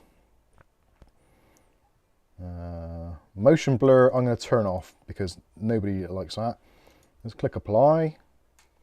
Let's try that. So this is native. Yeah, this is going to be native resolution now, with no scaling and everything ray traced up to the eyeballs. So yeah, we've turned off any kind of DLSS or any stuff that might happen there. Let's run it again. Sorry about this. This is probably ultra boring, but I'm actually interested to see what the difference is going to be. Patrick LaBelle, thank you for the $5.50. And it says, I wonder if the video encoder on the cheaper Arc card is performing as good as these higher end cards. I'm planning one for video as I have a 6800 XT. Yeah, that's a very good question actually. Yeah, well actually, Seam at Night on our Discord has got the A380. So potentially we might be able to compare some of that between his card and my card and see what the difference is actually like, if indeed there is any. You never know. So there we go. What are we getting? Let's at frame rates. So we've got a few more spikes now, and we're at 30 millisecond response time, which is a little bit slow, 30 FPS. So it looks like FSR was making a difference there. But bear in mind, this is obviously a £250 graphics card with ray tracing set to ultra, with no scaling whatsoever. So this is completely native 1080p resolution and still getting pretty much 30 frames per second, which is basically playable in a game like this. So, well, average FPS was just slightly shy of 30, so 28.14. I would consider that to be completely playable. That's lucky, Mums. Ah, what card's that? That is 3060 Ti FE. Right, so Lucky Man in our Discord has actually just posted a screenshot of Time Spy score, and he got 12,303 points. And what did we get earlier? 12,000 and something. So it's within spitting distance of the 3060 Ti, which is in general considerably more expensive. Right. 30 frames per second, PS4 feels proud of it. Yeah. Yeah, that is basically PS4 specs, isn't it? Or PS5 even. Sorry. Choked on my own spittle. Right, settings. So we're still on high. We can't do frame generation. Dynamic scaling. And actually, let's turn that off. We'll do FSX 2.0, 2.1. And let's do performance. Ultra performance, I think it's going to be a bit too much. So let's do performance and see what that does. And actually, it'd be interesting to see how that affects the frame time, and also what differences it's going to make visually. Lucky Man did have the stream on as well, though. Oh, nice one, Lucky Man. So yeah, that would be a little bit of a hit for decoding in Chrome or whichever browser it is. Come on, anytime today. William Bodie, where can I get this Cyberpunk test? Unfortunately, you have to have Cyberpunk. It's built into the game engine. So there we are, 50 frames per second. So we've kind of not quite doubled the frame. That's not too bad. And it actually doesn't look that dissimilar to me. And our frame times have got much better. Well, not much better than what was originally, so maybe when it was on auto. But still, 56, 50, anywhere between 50 and 60 FPS, I think, is pretty acceptable. And again, this is Ray Tracing Ultra, which is actually really hard to run. Brian Douglas has come in with $30 Australian dollars and 99 Australian cents and says, this is almost as good as my A770. Well, that's kind of good to hear from my point of view, but not so much possibly from yours. Although saying that, if you're in Australia, you probably got your A770 for a very good price, from what I hear from those good boys over at Hardware Unboxed. And David Underhill, yeah. I didn't see what price he said. But yeah, pretty good. I don't think there's a huge difference between the A770 and the A750 in most aspects. Okay, so that is enough of that. Let's come out of there. Actually, before I do that, let's quickly go to the main camera. So whilst we've still got Cyberpunk up and running, is there anything specifically you would like to see tested on this in terms of any specific settings which would make kind of the difference between you buying a card and not buying a card? If there is, let me know in the comment section now. I'm going to have a quick slurp of my drink.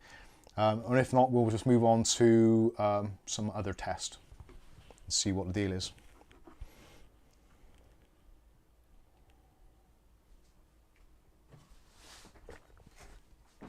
I think my sugar rush is crashing now.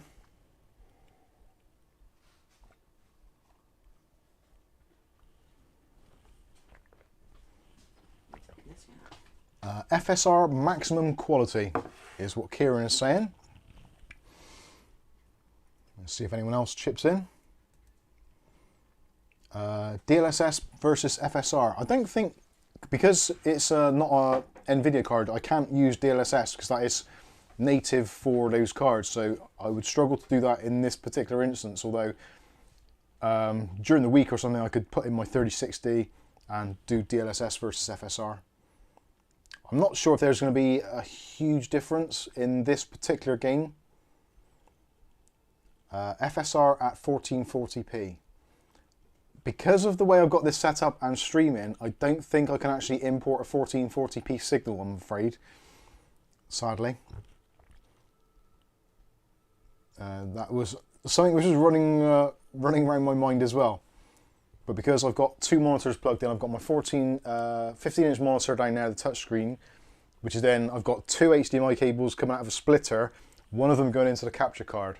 So it's basically 1080p. Lucky Man is saying Heaven on Ultra. That is definitely doable.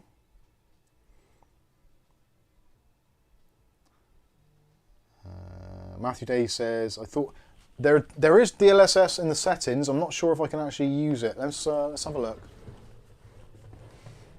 I think it is kind of grayed out.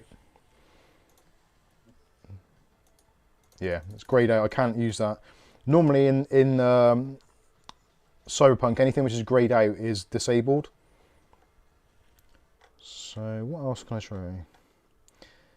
So let's try.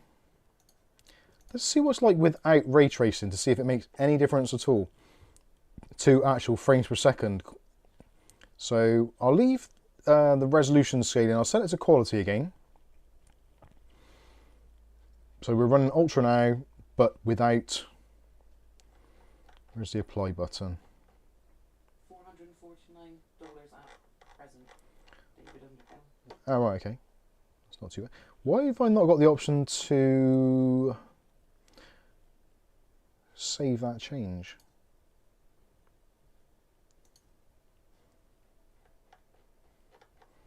It's not letting me apply it. Actually, ray tracing. Oh, of course, yeah, because I was in. So if I do ray tracing, that is going to enable it by default. Yeah, ray tracing. Okay. Right. So let's just run it at Ultra for those that don't like ray tracing, and we'll leave the. Do I want scaling on? No.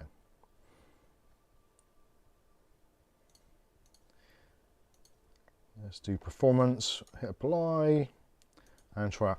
I don't think that it's actually going to make any difference at all. Because I think the ray tracing cores on these are so good that it doesn't actually impact the frame rate. But we will see in real time.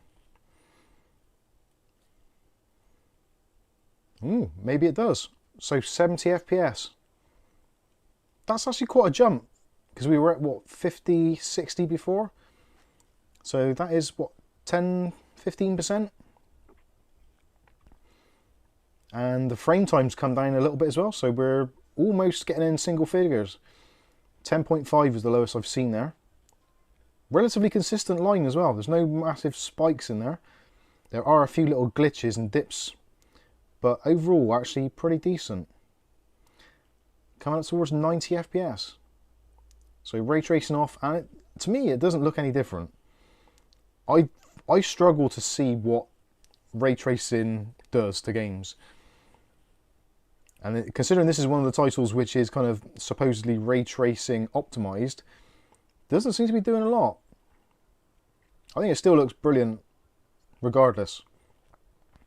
Frame times are looking a bit spiky there.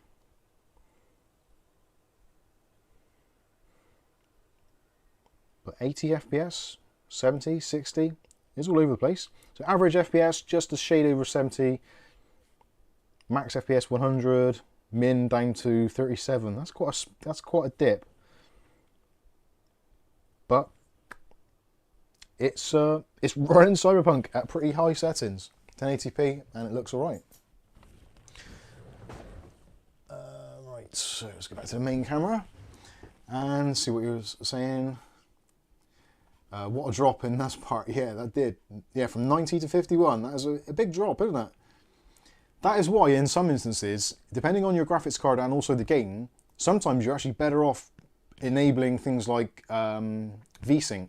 So if you've got a 60 FPS monitor or 60 Hz or 75 Hz monitor, actually enabling VSync will give you a much smoother overall gameplay, because you're not trying to boost up as high as you possibly can to then have to throttle down hard. So it does level out that line even more so. I always have, unless I'm doing benchmarking, I always use VSync on my monitors, always. It just seems to be a much nicer experience, I mean, personally. Old Man Withers, does Cyberpunk have XESS? I don't believe it does at the moment. There is a big update coming for Cyberpunk shortly, but whether or not XESS is going to be integrated in that, I do not know. And something else I should point out as well, there is, this is the kind of the stock drivers, the WHQLs. This isn't the beta drivers, which apparently are slightly better. So I'm not entirely sure what difference that'll make. I will be doing a follow-up video actually with the footage I've already got against what it can do with the betas to see if there is much of a difference. I don't think there is going to be a huge difference personally, but maybe there will be. Anyway, let's fire up something else and have a quick mosey. Right, okay. Exit benchmark.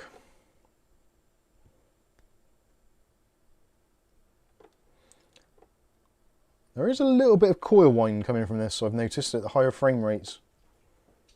Especially now when it's on like 160 FPS. Oh, now it's at 300, 400 FPS. Right, how do I get out of this? Right, quit game. There we go. Right, what else have I got installed? Can it play Crisis? Can it play Crisis? It probably can. I don't have it installed though. Actually, I don't think I've got many games installed at all. Let's, I'm going to get Unigine Heaven in a minute. Actually, no, I won't. Will I? Unigine Heaven. Let's try that. Download. Shouldn't take too long at all.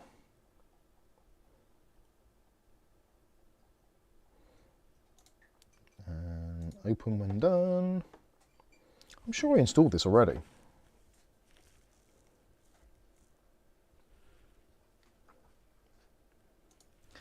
Sorry about this, talk amongst yourselves. Is Cyberpunk still buggy? You've not played it yet? No, Cyberpunk seems pretty stable. I've spent a good few hours playing it. It seems to do alright.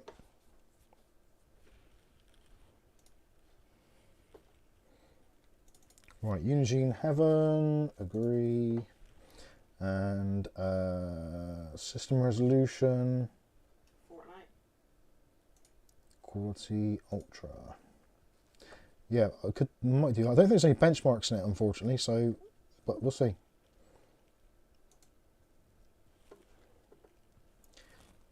Right, so we're now going into Unigine Heaven. This is Ultra.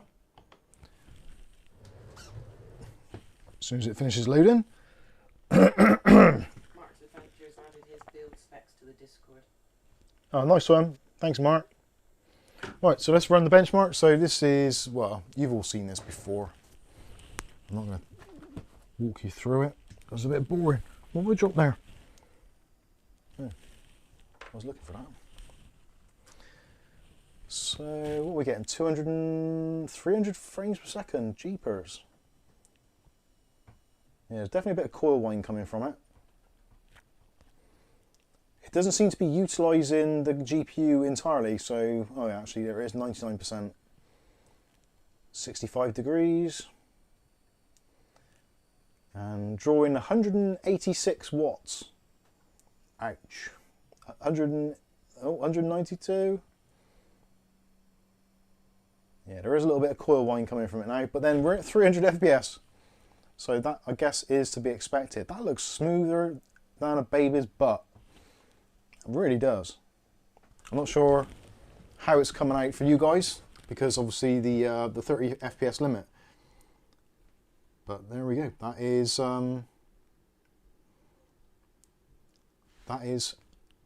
what was I going to say? I've lost my mind. Unigine Heaven on 1080p ultra settings.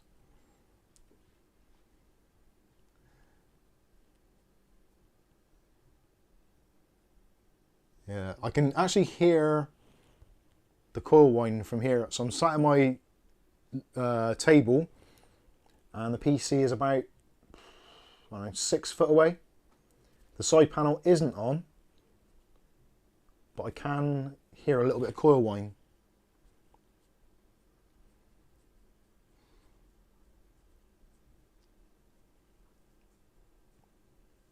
This is like womb music to a lot of you. Brian Douglas.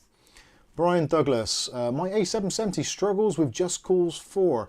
Not a good option for older games. I think that is, yeah, part of the problem, because it doesn't have native support for DirectX 9 or 10, which was not really used much, but it uses like a abstraction layer or the Vulkan interlay or whatever it is. There's some kind of interface you can use between the two, which seems to do it. Anyway. Oh yeah, that coil whine. Let me get closer to the PC and you can hear the coil whine.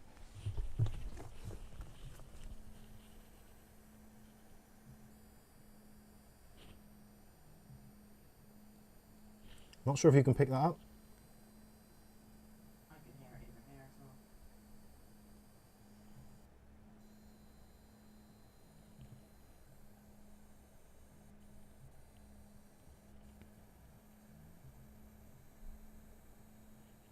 I'm beginning to wonder if it's actually my power delivery, because my other PC's got quite a lot of coil whine as well. I may need to investigate. But in terms of the fan noise, it's pumping out a lot of heat, don't get me wrong, but you can't really hear the fans. And as you can possibly, can you see on there? CPU temperature. Look at the CPU temperature. It's basically idling. What cooler are you using on it? The CPU cooler is the Deepcool AG500. That the same as Deathstrokes? And that is, no, Deathstrokes I think is the AK. This is the AG. They're similar. But yeah, the CPU cooler is doing actually really well. In general, actually, the CPU is like super cool. But then it's only using like 35 watts, which is basically the same as what AMD processors idle at. Old Man Withers says put the power limit up, see what the difference makes. For the... Put the power limit up, see what difference it makes. I've never tried, to be honest. What's that, for the graphics card? Not sure. Old Man Withers, do you want the power limit up for the graphics card? Is that what you're asking?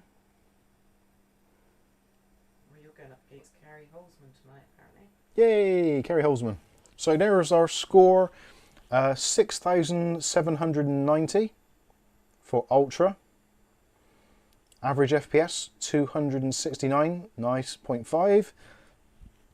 Minimum FPS, 10.5, maximum 509. That's quite a wide gamut. And GPU temperatures actually still hasn't gone over 70 that I saw. Maybe you did. Oh, there we go, 70. Typical. Should have kept your mouth shut. Yeah, that's pretty good. Feel free to run Unigine Heaven benchmark yourself on your own machines at 1080p Ultra settings. You do have to change it to Ultra because as standard it doesn't keep that. So let's, I'm going to save that. Let's save that to desktop. And close. And let's quit out of that. Gulf Sierra Hotel. Good day, all. Good day. Oh God, I've watched that windmill a few times in the past 3 years or so. Yeah, well, we've all seen a lot of that windmill, haven't we? Unfortunately. Or Dave Aiken's dining room. Yeah, the Cinebench dining room is Dave Aiken's dining room. You're not on camera. Am I not? I am? Or are you? I am now. Yes, delete. Right, put the power limit up. So is that the power limit in the GPU driver? Firestorm says the power limit on my A770 is 252 watts. Name89 says, I miss the days when we struggled to get 60 FPS on this back in 2008. Yes.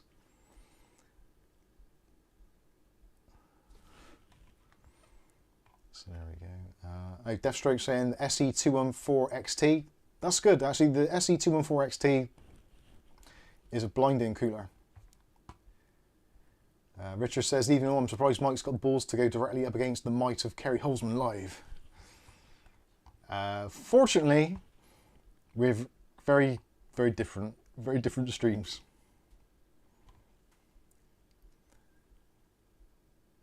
Mark Barry says, just need to persuade my son that it is as good as the 2060 Super.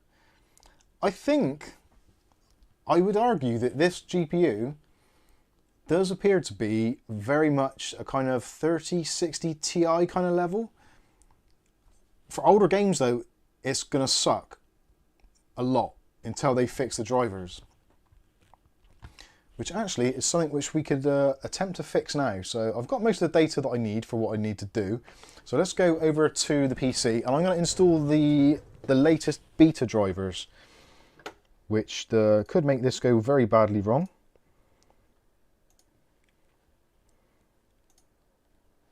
So let's go to beta. And we'll download. So when were these? From the 28th for the 8th. That's the latest. Because they said the power issue was sorted in 21.25, but mine doesn't seem to be. So if I open up hardware monitor, and you'll be able to see the idle values of the GPU. Hopefully. This might be a bit small for you to read, but sorry, my apologies. So there we go, there's our GPU power down here. And the idle wattage is still 41 watts.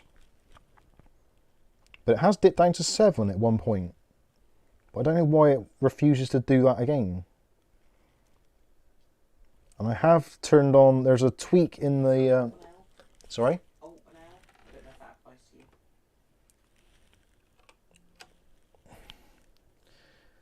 Alt and I, innit? Sorry, yeah. Oh, I bet I've turned off Control Center. Yeah, Arc Control Center is turned off currently. Right, let's download this and get this installed. How big is it? 604. That's not too bad. Skystalker says they fixed the DX9 drivers. Works great now.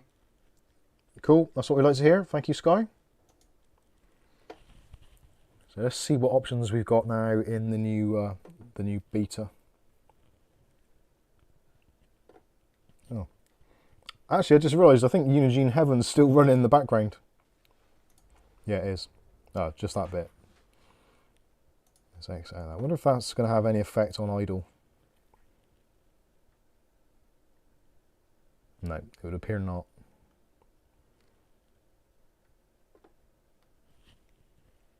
There is a setting in the BIOS I can do as well, which I haven't done yet, which is something to do with the ASPM, I think. Yeah, whatever.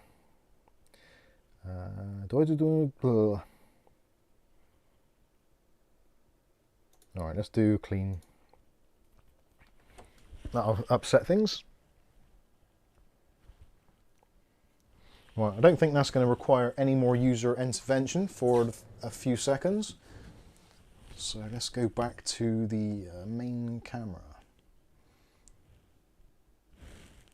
Blank screen again.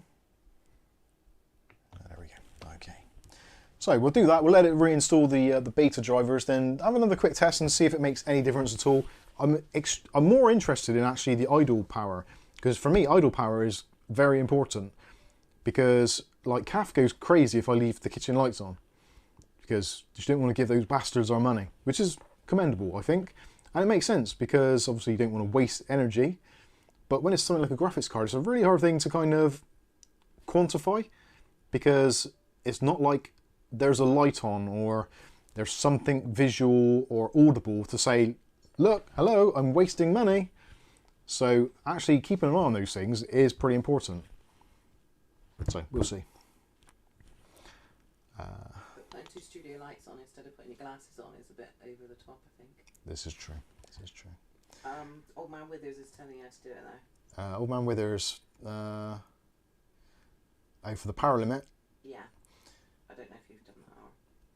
Then performance, I think. We'll see when I've got the big. Oh, hang on.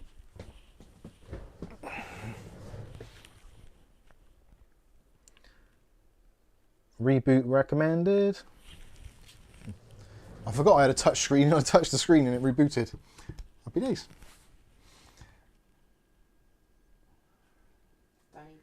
Danny D. Just read that Intel have placed huge order with TSMC for Battle Mage and Celestial. Yep, it isn't going to be a just a flash in the pan. It looks like they are going to follow up Arc with Battle Mage and Celestial. So it'd be interesting to see what they bring to the table.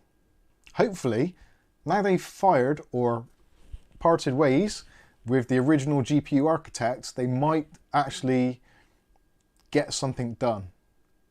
That is my feeling.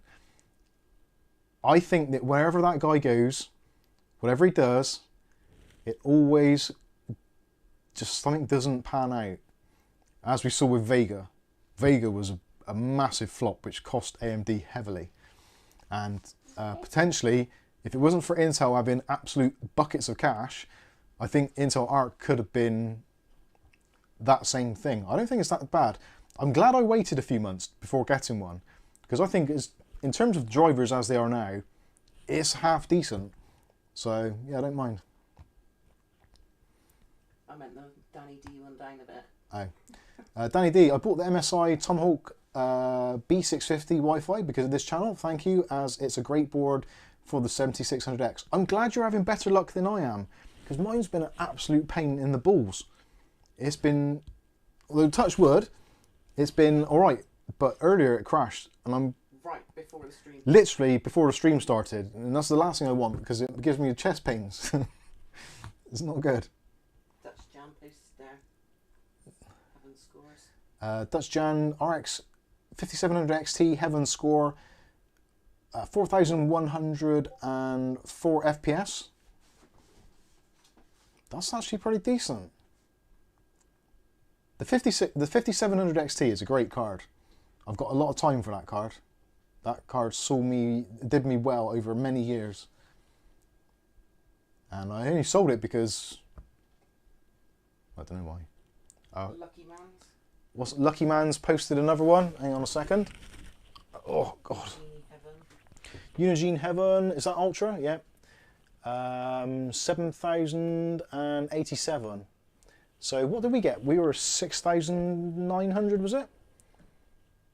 I don't know. I can't remember myself now. Numbers. Too many numbers. Oh, it's just all numbers.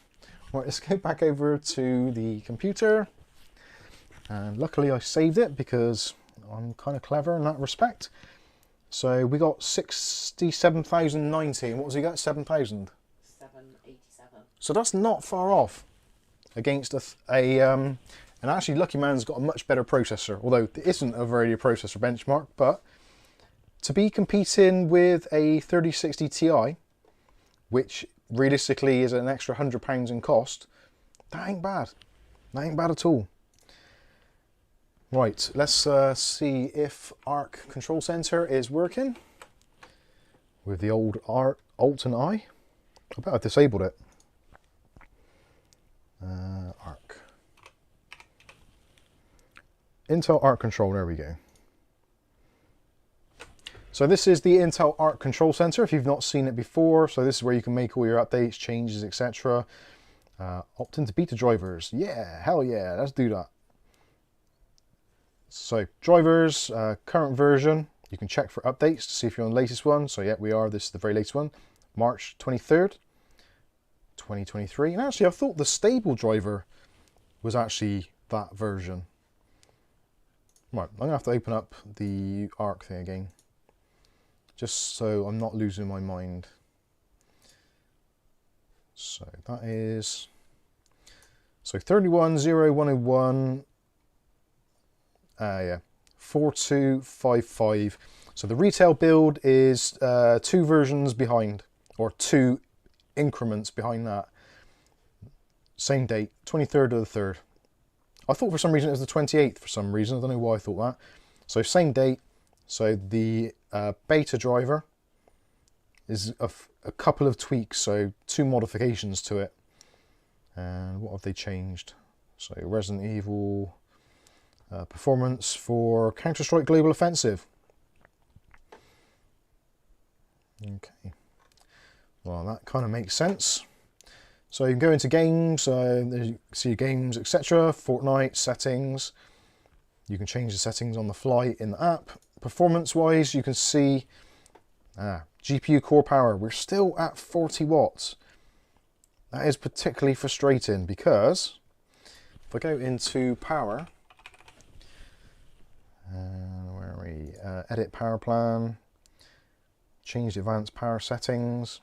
So you're supposed to go into here, go into, where are we? PCI Express. And then link power state. That should be set to maximum power savings. So what? Bodhi's asked you to download Arc Tool. Arc Tool? Okay, I'm not sure what that is, but I will have a look. Right, I've enabled that setting now, so we were hoping that this GPU core power is going to go down. Let's close that, and we'll do a quick reboot. And actually, I'm going to look. I think there's an ASPM setting in the BIOS as well, but I'll see if this makes the change first. That's probably going to be easier. We'll see. I'm getting to the point now when my brain is actually starting to... Well, actually, it's not starting. It's just not functional anymore.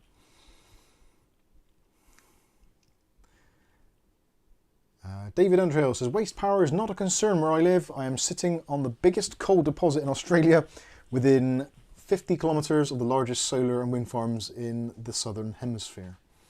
I don't think it's that much of a problem for us, is it? It's just... We've got a ton of oil and a ton of coal, but the government refuses to dig it up because it upsets Greta. And they just, all the energy companies have made record profits off us. Yeah. That's why I've got a problem with it. William Bodie, you have summed up my thoughts exactly. William Bodie says, everybody cares about score. I care if I have a good time with the game. That is basically the answer, yes. That is it. As long as you can play your games and you enjoy them, does your frame rate matter? No, not in the slightest.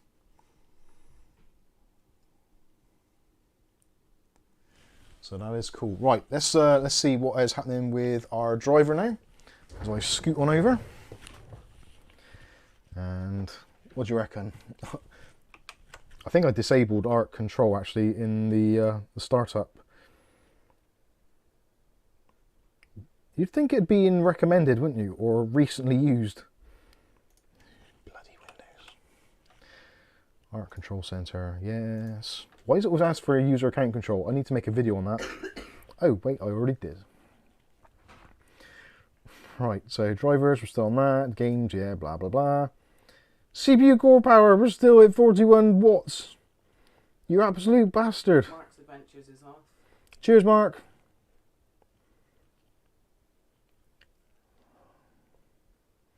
I've not actually seen what was in there, actually. Broadcast, so you can stream. Okay, that's cool. Video capture, so yeah, that can do the same sort of thing. Actually, that's handy. Yes, I mean about The what, sorry? UPS, is it? Maybe it's not to you. Okay.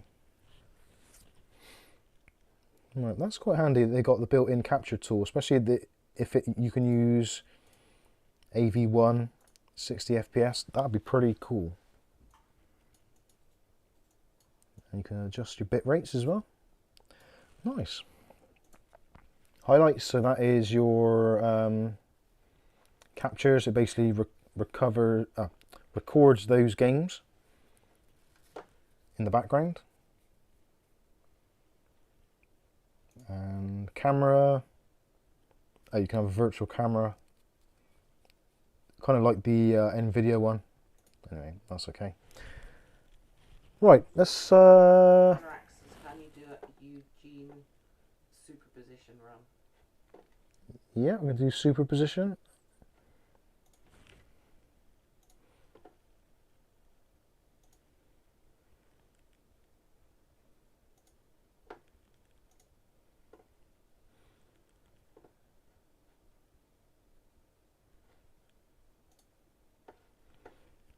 Is that downloading? Yes, it is. That's a bit of a slow download. No, it's not doing too bad. Yeah, we'll download that and have a look at superposition. William Bodie's asking you to download Intel Arc tool. What is Intel Arc tool? It's not Intel, it's just Arc tool. Get the Arc tool, please. Okay, let's have a look. Arc tool. I don't know what Arc. ARCTOOL. All one word. E for it.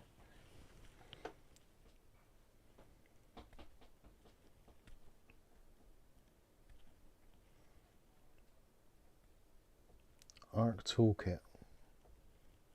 So what is this? What does that do? Ask him. What does it do, William?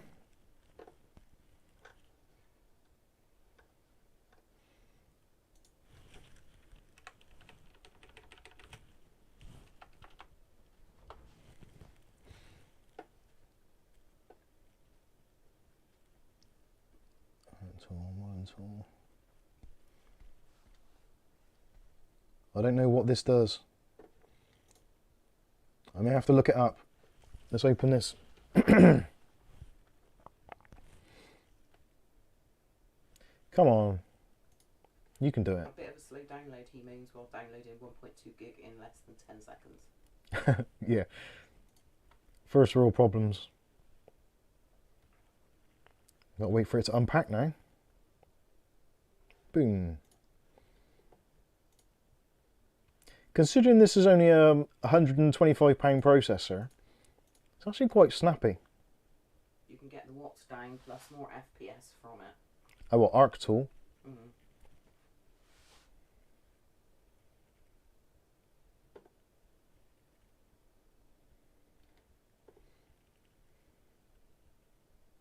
Oh, come on, installing.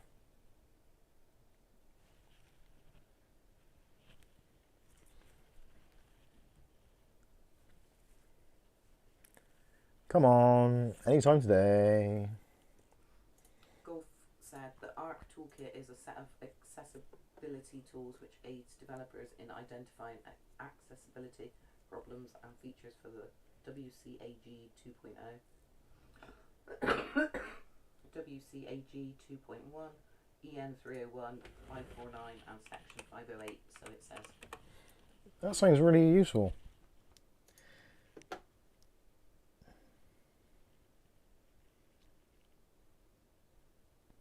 There's Arc OC tool. Is that the one? From Shimino?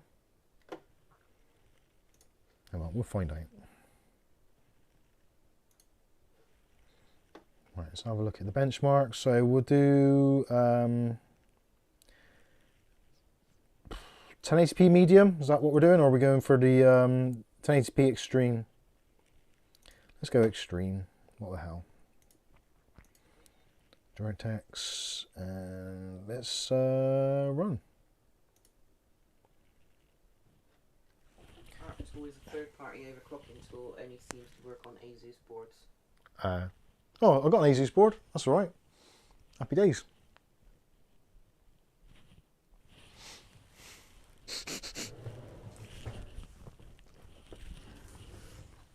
Right, that is running allegedly. There we go. Allegedly. You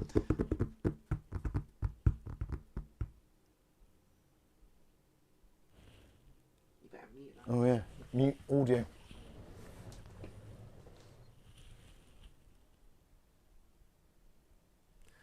Now, that said 60 FPS and it stayed there. So, is it because VSync is on? Or is it just not getting over 60 FPS? Seems to be hanging around that figure, so I'm guessing it won't go any higher.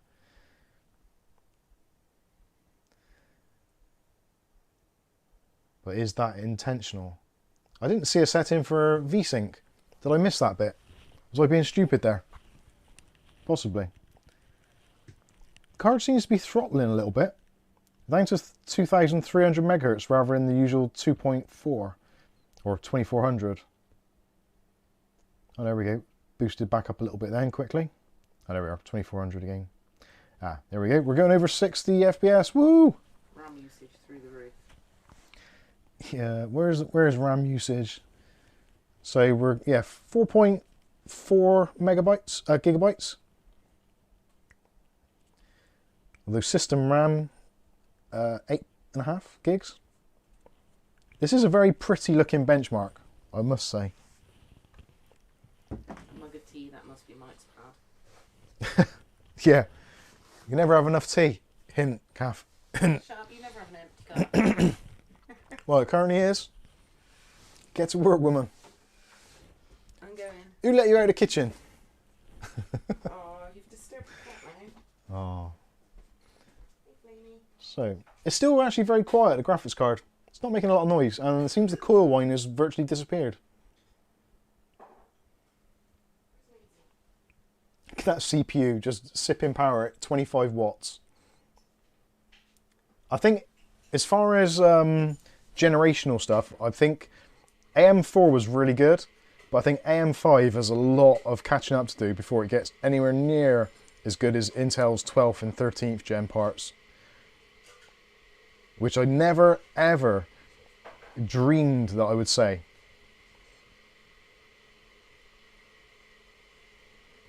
Seems Intel have got the budget market and the mid-range and the high-end sewn up pretty much.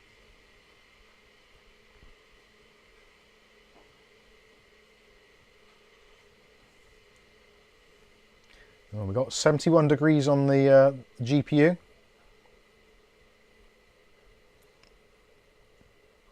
If anybody else has got the superposition benchmark on their systems, if you want to run it just to give us a guideline or a rough idea of what you get, don't forget there's going to be 1080p extreme, and we have got 7,680 points. Going to save that to the desktop. Okay, and let's compare results online, see what that compares with. So, where's mine? It's going to be right down here. How many points do you have? 7,600. Am I going the right way? Yeah, I am. We're going to be way down. Right, let's search for 3060 Ti. Is that how it works?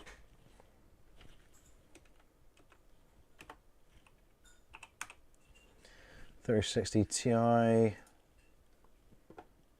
So 3060 Ti with the same processor should get about 8,000 points. So we're at 7.6. So we're kind of somewhere in between here. Again, our RTX 3060 Ti kind of level, we would be somewhere in between here.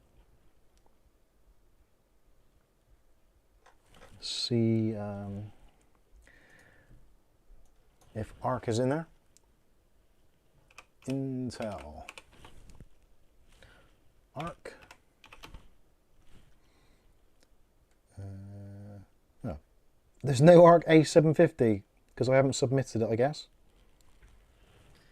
Oh dear, I'm not signed in, so I can't really submit. Let's see what the Arc A770 gets. So, yeah, quite a jump there. Extra 1,000 points roughly. Let's try the RTX 3060 non-TI.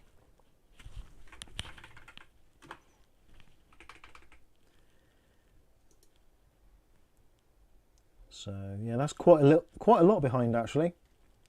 For the standard 3060, about 1,000 points off. Yeah, about 1,000 points off. And in terms of a price comparison, we say the RTX 6650 XT.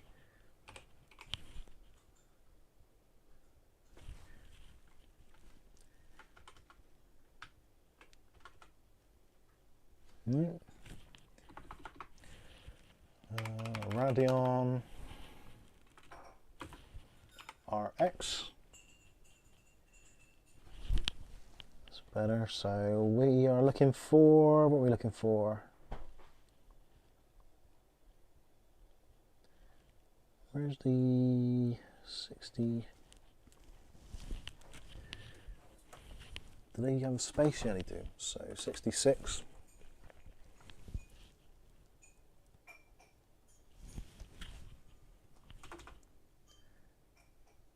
$6,600. There we go. XT. Let's try that. So yeah, that is quite far behind. And that is basically the same price at the moment. So yeah, I think that's actually pretty decent.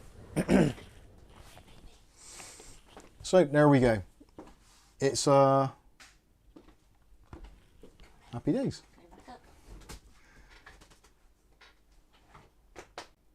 Danny D says that's impressive if it's 3060 performance for the price. Well, it's really heavily knocking on the door of the 3060 Ti, which is quite a big jump in performance over the 3060.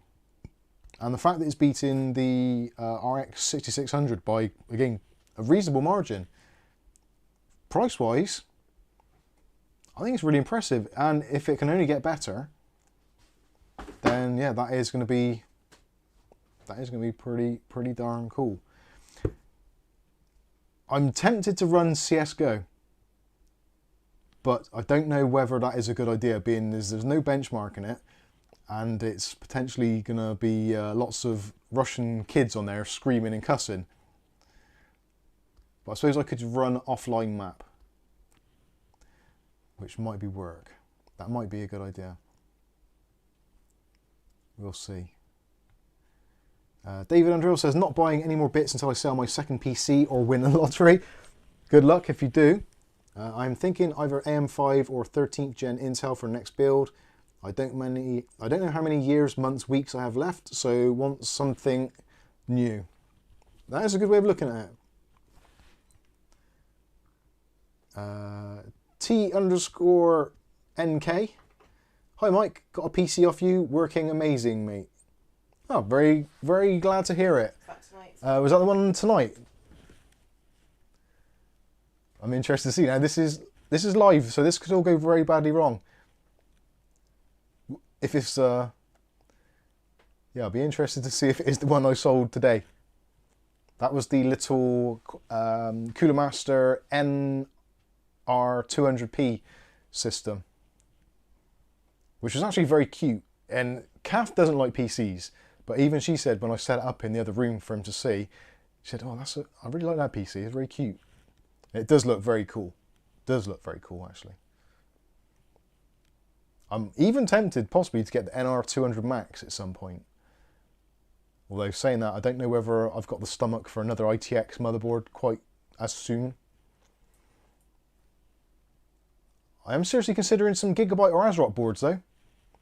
So actually looking forward to your thoughts on that, to see what boards you would like to see me go with next.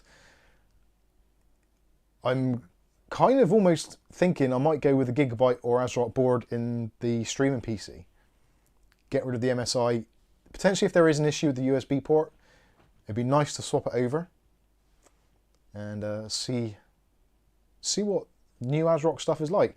Maybe it's going to be very similar and still going to be a little bit buggy. I'm hoping not. I really, really wanted AM5 to be brilliant, but so far for me it's been slightly lackluster even. William Bodie says, only problem I have with Arc GPU is you have to have Intel 12th gen CPU for it to run best. Actually, yeah, to be fair, I have got a 12th gen processor in there, so the odds are stacked somewhat in its favour. But having said that, that is currently running on a motherboard which Asus says was knackered. And CCL said was absolutely fine. And still won't run 13th gen processors. Or at least some 13th gen processors. So considering it's got all that going for it, it's actually... Or going against it. Going against it, going for it. It's doing well. And that RAM looks absolutely bonkers. I don't think I can show you it very easily, but that PC with the RGB going looks freaking awesome. It really does. You'll see it in the review because I'll be doing a full teardown on that. Yoga's World has done a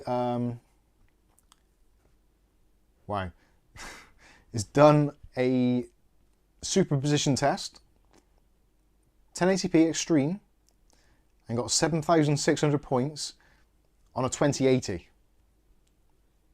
That's mental. So that is basically the same as an Arc A750 for an RTX 2080. That's bonkers if you think about it. If you could buy a 2080 now for £250 even used, I think you'd be surprised. I'm guessing in some other titles, obviously, it's going to absolutely romp home. But it was... yeah, I get you. Yeah, T or Tank or whatever it is. It was the 4K video editing and gaming on a budget Intel 11400 GTX 1660 build PC. Awesome. I'm glad you're enjoying it and making use of it. It's far better that you're using it and enjoying it than it is sat in a box, either under the table or in the other room. So I'm glad you're enjoying it. Good stuff.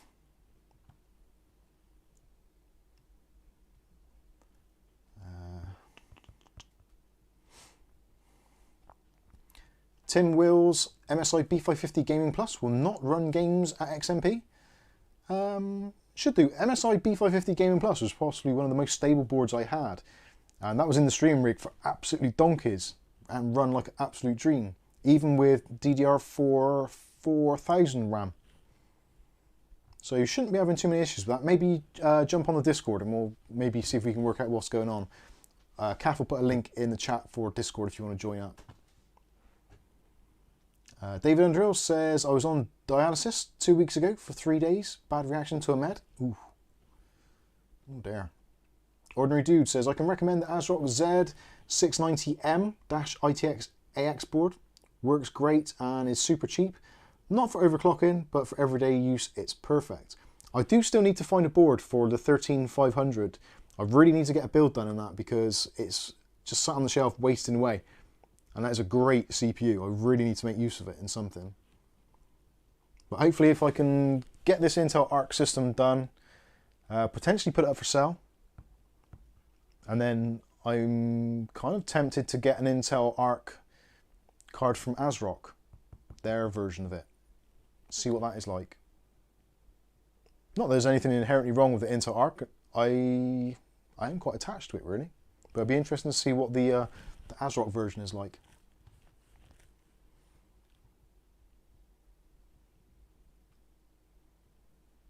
Jay Gordon, I did see this actually, yeah, how about a cheap ASRock B650 board posting in 16 seconds? I can only dream of that. This thing still takes about a minute to post, although I have still got the facility for the RAM check-in on every boot because it's been relatively unstable and I've never been 100% sure it's not the RAM. I don't think it is, but you never know. Firestorm 1080p Extreme Superposition, 9,164 points on A770. Damn, that's pretty good. Chris Hartford says, I've got the Asus TUF X670E, bench testing it for a week and it's been flawless. Will go in my main PC tomorrow. Happy days. It's weird. It's like everything's gone back to front for me in terms of stuff like MSI I've always absolutely sworn by, and AMD processors. Whereas now MSI motherboard and a AM5 processor are just causing me no end of grief. But I don't want to give in because I think there is the potential for AM5 and the MSI board to have a perfect working relationship for the stream. Although saying that, again, it's been pretty good. It hasn't crashed out yet, so maybe it's just one of those weird things that happens.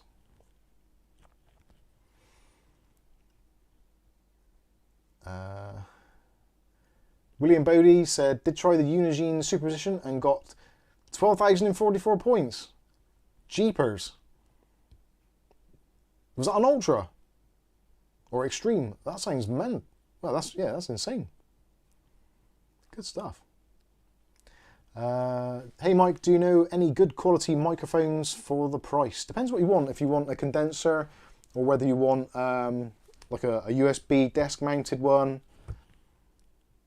actually, in fact, I've got two here, which I don't really use. So if you want to make me an offer, welcome to Mike's Swap Shop.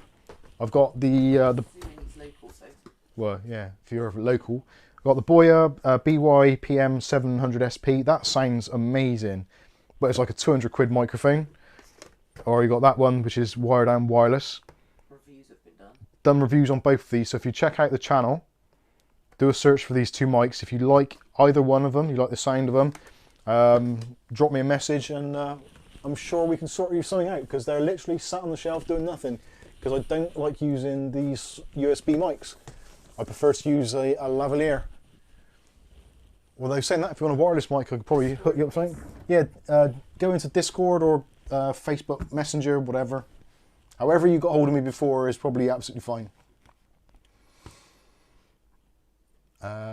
G-Zone Gamer superposition score 7,205 points on Extreme. That's for the 3060 Ti. So slightly. What did we get? I've forgotten what we got now. Was it 6,700? I think it was. So it's not far off. It's very close. Danny D says, what PSU are you running on AM5? As I found that Corsair 1000E works great, but a couple of other ones cause blue screens, etc. Well, I've used three different power supplies. I used I'm trying to think which ones I use now. There was a Corsair 750, TX750M. I also used a Thermaltake Tough Power GF3 1000 watt, and currently in there now is a Thermaltake GF3 Tough Power ARGB 850 watt. So I've had three power supplies in there, so I don't think it's the power supply, but not sure. Name above that. Have you had a chance to look at? Name, where have I had a chance to look at? Where is that? Oh, what PSU? Where was it above that, did you say? I don't know where you were actually. It's just under William Bodie's superposition score. Right, let's scroll up. Name 89, there we go. Have you had a chance to look at the 7800X 3D? I'm torn between that and going 13600K for better value. To be honest, it depends what it is you're gaming. Sorry, it depends what it is you're doing. If it is purely gaming, then the 7800X 3D is pretty much the clear choice to go if you want the best of the best for gaming. And also efficiency. It seems to be very efficient at what it does. I'm guessing down to the fact that they have to reduce the voltage because the V cache is a little bit sensitive to voltage. So it likes to be nice and cool and not have a load of volts pumped through it. So potentially that is the way to go for gaming. If you're doing content creation and a bit of everything and you like extra cores and all that kind of stuff, I would go 13500, 13600, 13600K. I've not looked at the prices of the 7800X 3D, so I'm not entirely up to date on how much it costs. Personally, for me, I've got no real interest because pretty much 80% of my time, if not more, is spent just in a desktop, in a browser, in Outlook, or video editing, researching, watching content, that kind of stuff. So for me, the X3D thing is going to be completely wasted for the very, very small amount of time, probably less than 10% actually, that I actually get to play games. It would be kind of pointless. It's nice to have, but I don't think for me personally, it would be one of those things that, I'm not going to rush out and buy a 3D V-Cache processor because I realistically don't have the need. 7700X in there, absolutely fine for pretty much everything I want to do. It basically just spends all day streaming or just being a display PC anyway, so it doesn't really do a great deal. My main workhorse over there, it's got the Intel 13900K in there, which was very kindly donated by MSI and Intel. And that has been an absolute stonking workhorse. For watching Amazon movies. For watching Amazon movies at dinner time. But no, under load is amazing. Has a lot of horsepower. When I'm not doing that, when I'm just idling on the desktop, it literally sips power down to like 7 to 10 watts at desktop, just with a couple of Chrome tabs open. You can't ask for more than that. And temperatures, absolutely stellar. When it's using such little power, it's idling about 5 to 10 degrees over the ambient temperature, so it's about 23, 24 degrees in the room. The CPU is going to be about 30 degrees Celsius. Under load, it gets towards 90, but how often is it going to be under load? It's quite rare. Unless you've got one of those stupid local web pages open, like This Is Bristol for here. You open up This Is Bristol, there's so many adverts and stuff running in the background, your CPU should go through the roof. You can hear the fans ramping up every time I open up the damn web page. There's another one as well, there's another website I go to. Oh, AWDIT for hardware in the UK. You go there, open it up, just looking for, no, sorry, Tech Next Day. I do apologise. Go to Tech Next Day and monitor your CPU usage. I would almost guarantee you'll see your CPU usage go through the roof when you open up Tech Next Day. I do not know what is going on in the background of their website, but it terrifies me how much CPU usage it uses. Immediately close the tab, leave all the others open, and yeah, it is. I'm being data raped, I swear. It's horrendous. Cookies, yeah. Have my cookies.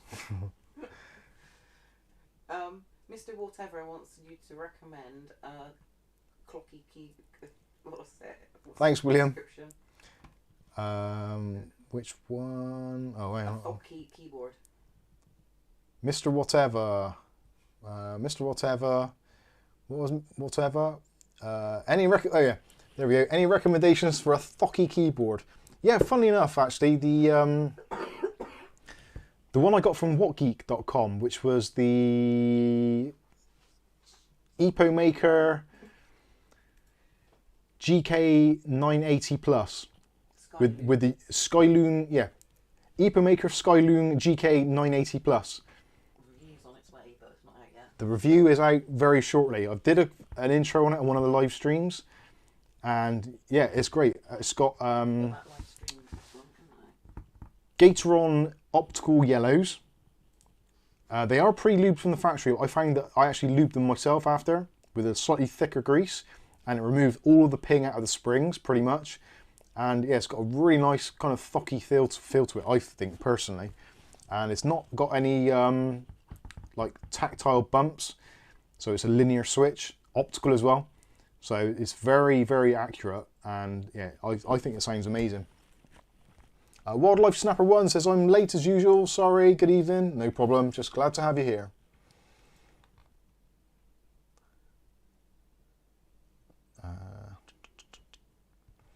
David Underhill says, AM4 stuff at the present in Australia is all over the place. One dealer has the 5600X at $500, the other one at $329. Yeah, that's quite a wide thing in between them.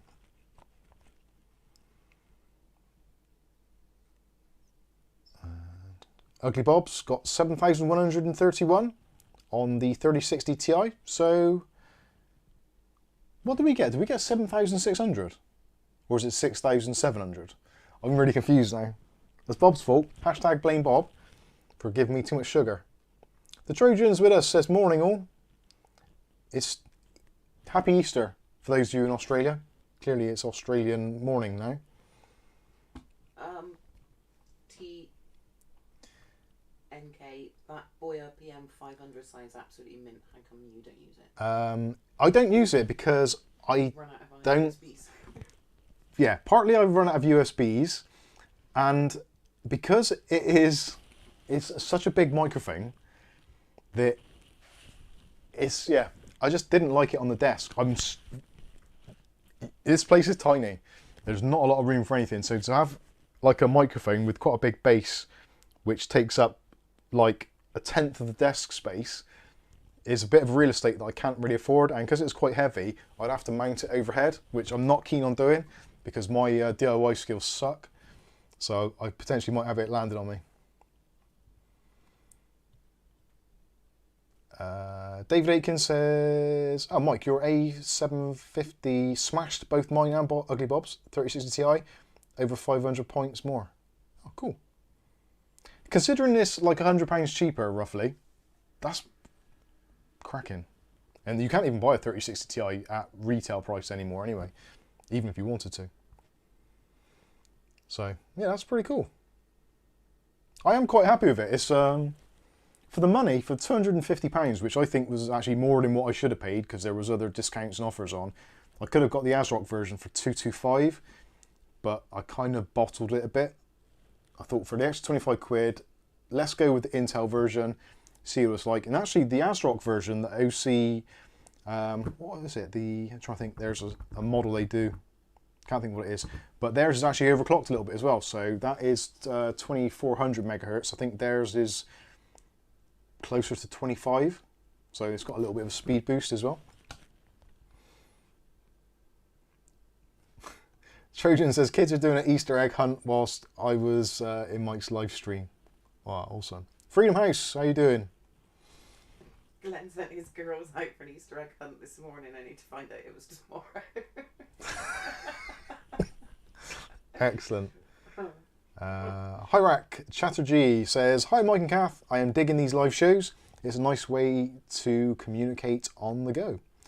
Yeah, that is kind of what we do it. The live streams have got no real kind of plan or anything. We just kind of go with the flow and see how things go. It's for us personally, we've got a load of you out there which are very, very cool, and you're always commenting on videos, you're liking videos, sharing videos, dropping super chats, super thanks, PayPal payments, patronage, YouTube membership, etc. And we're kind of, how can we give something back to you other than just constantly creating content?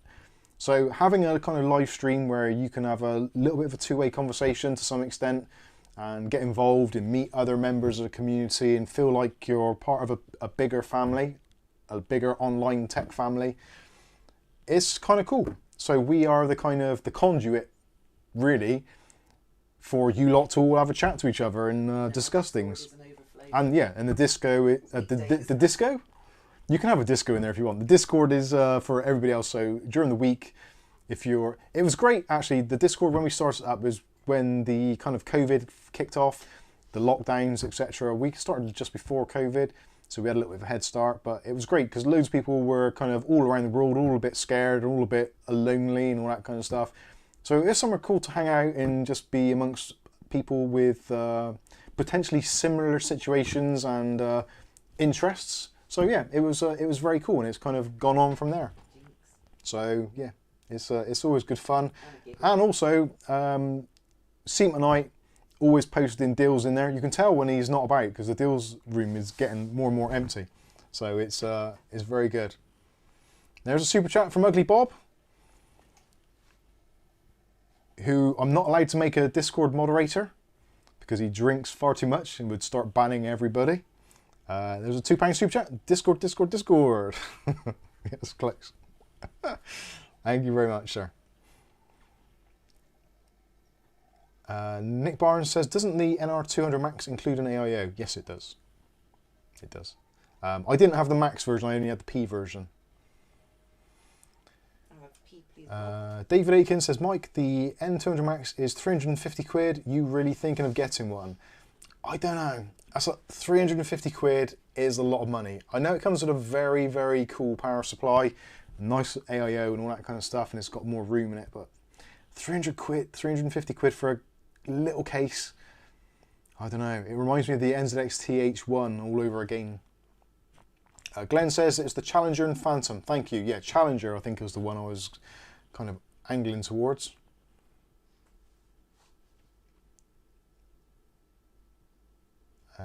Mr. Whatever says, by the way, Mike, got the Co-Link case when you reviewed it. Cool, which one was that? The Micro ATX one, the Co-Link Citadel, the mesh? Or is it the larger one, the Citadel ATX mesh? Which is what actually this PC is running in now. That we've got the Intel card in. Deathstroke says yes, and a giggle. We do have a giggle. Generally at my expense, actually, down to Dave Aiken and Ugly Bob posting various Photoshop pictures of me in various improbable situations. Clarky. Above Ugly Bob's super chat. Clarky. Oh, yeah. I was just about to read that and I was completely distracted myself from my brain. There's a disconnect in my brain. I'm sure there's like a dodgy thing in there. It's like one of those, you know when you get a USB port on the top of your PC, like those front ports, and you put a USB in, and sometimes you give it a little nudge and you get that Windows ding-doo, where it's unplugged and replugged. I swear I got that in my brain, where I'm thinking of something and all of a sudden there's a beep-boop, disconnect, reconnect, and then it's like, yep, whatever I was doing previously is completely gone. Clarky Aviation, just put an A750 into my home theatre PC yesterday, as it's meant to be great for encoding for Plex. I think that is true. Plex, I believe, now supports AV1 encoding. Whether or not it does for Intel Arc as well as NVIDIA cards, I'm not entirely sure. I don't use Plex, to be honest with you, so I could be wrong there, but I think there was some sort of lag between it catching up with that. But it says it seems pretty good, and it's capable for living room style gaming as well. Great value card. Well, yeah, I think from tonight's kind of look at it, I think you could quite easily say it's a very competent card. And considering it's a relatively inexpensive card in terms of what is on the market, like similar priced cards, you've got the RX 6600, which is about £20 to £30 cheaper. It gives that a bit of an ass whipping. You've also got the RTX 3050, which is probably going to be more expensive, and it gives that an absolute ass whipping. The 3060 Ti, if you can pick one up at the MSRP, which was $369, is going to be very close for over £100 cheaper. Yep, you're going to have your things like your DLSS, you're going to have your NVENC encoder. DirectX 9 and older games are going to run obviously better in general, but that's a lot of money for very similar, if not potentially in some instances better performance, and of course you have got AV1 encoding, whereas you don't get that with 30 series NVIDIA cards. So I think I'm generally actually overall, if I had to summarize how I feel about the card at present, I would say I am generally optimistic, and I'm pretty pleased I got it. The real test for me is going to be if I can use it with Adobe Premiere.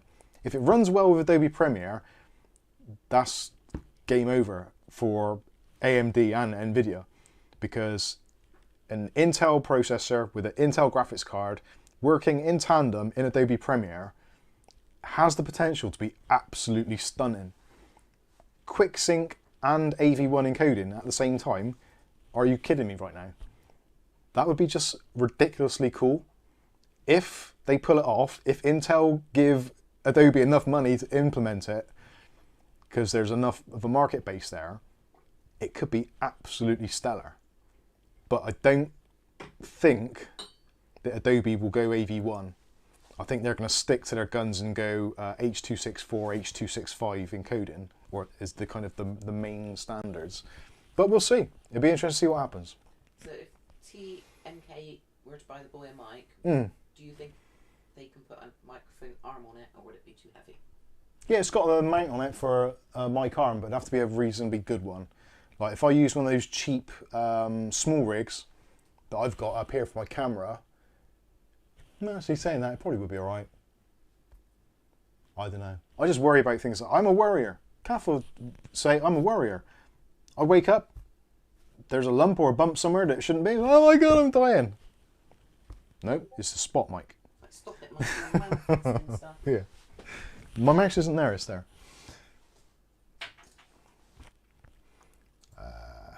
Right, where did I get to? Thank you again, Bob, for the super chat. Bless your heart.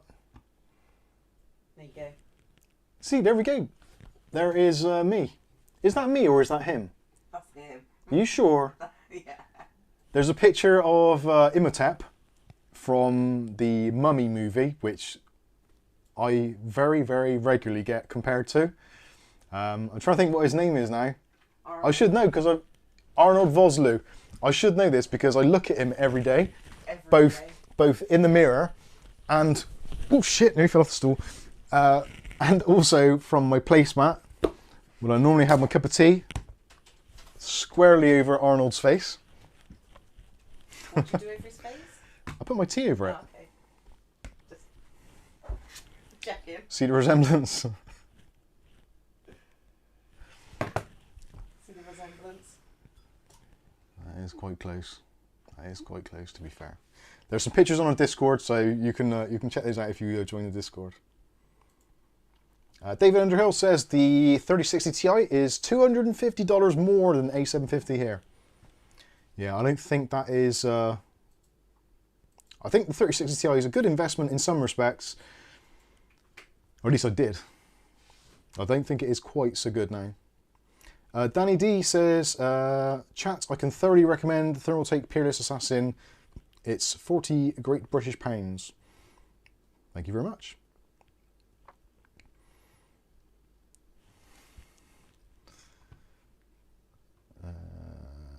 Ematep approves. He does, Bob. You're absolutely right.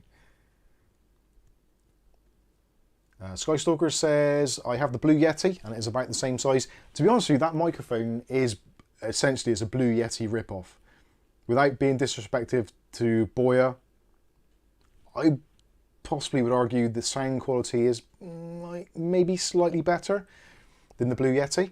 But yeah, it's a very similar, if not the same design.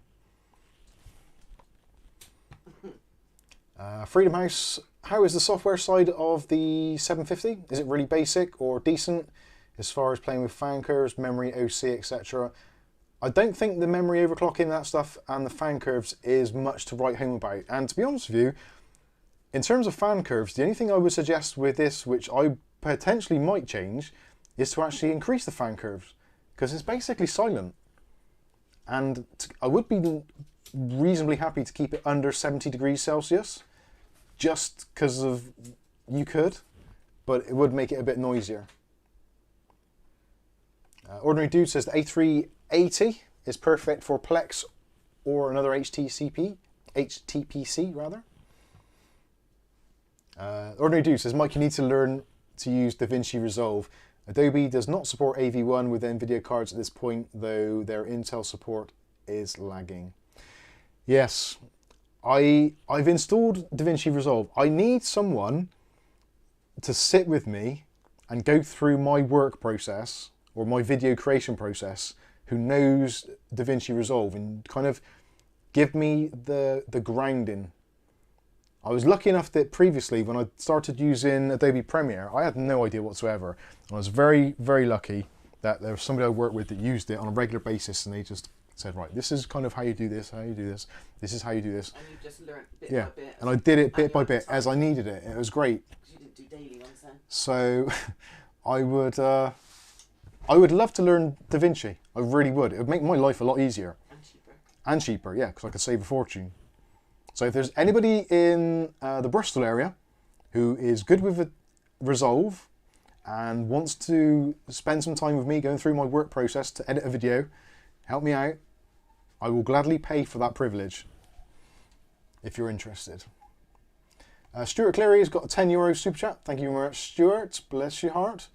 Mike, how much did you make from the Mummy movie? Well, not a great deal. This is why I'm still doing YouTube. Otherwise, I actually wonder what Arnold Vosloo's up to now. I'm assuming he's alive still. I've not heard much from him. I'm hoping he's doing stuff.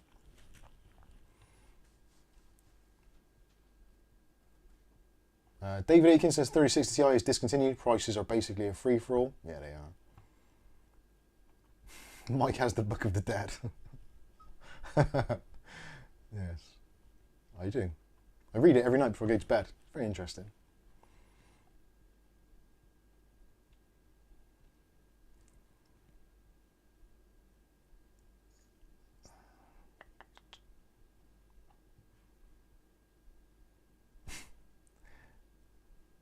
Now that is unkind, Bob. He was Arnold's stunt triple.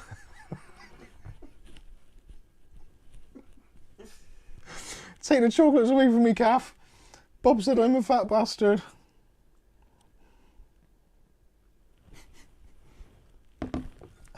But Wouldn't be far Danny off. Donito is his friend, wasn't he? His twin. Yeah. Sorry, I couldn't get the word. getting tired now.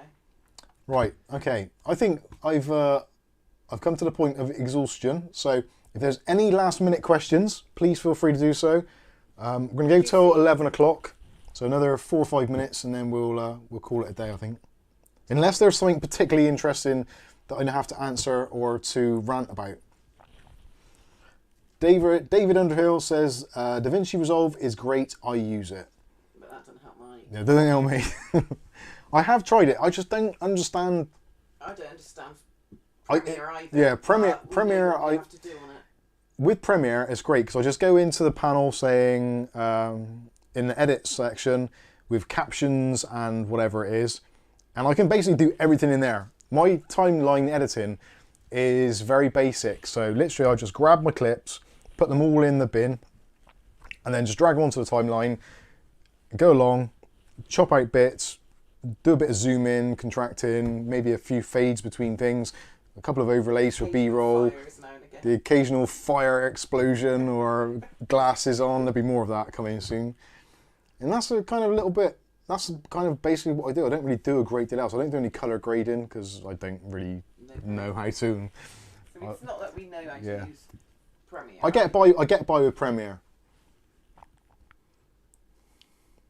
So we'll see. T-Link says, would you have bought that microphone? No, not in a million years. I wouldn't buy a USB desktop microphone. But above, he's put, it sounds very good for £60 on eBay. Might have to think about it. If £60 is that's a good price. I potentially might do it cheaper than that. Just to get rid of it. Because literally it's been on that shelf for, well, since I did the review, it's been on that shelf. And it hasn't moved. I think I used it on one live stream. Possibly two. And that was it. Well, the review, a live stream, maybe a second live stream. And that was it. Arnold is still alive. Apparently he gets asked if he was the guy in Titanic film, Billy Zane. I've had that before as well, yeah, Billy Zane. Basically any bold person. Vern Troyer. Vern Troyer I've had, yeah. What was the other one I've had? There's been a couple which have been very similar. Carl Pilkington. Carl Pilkington, yeah, that's a common one. Alan Carr. Alan Carr, Where yeah. you got your glasses on. Bod. Harry Hill. That's the one.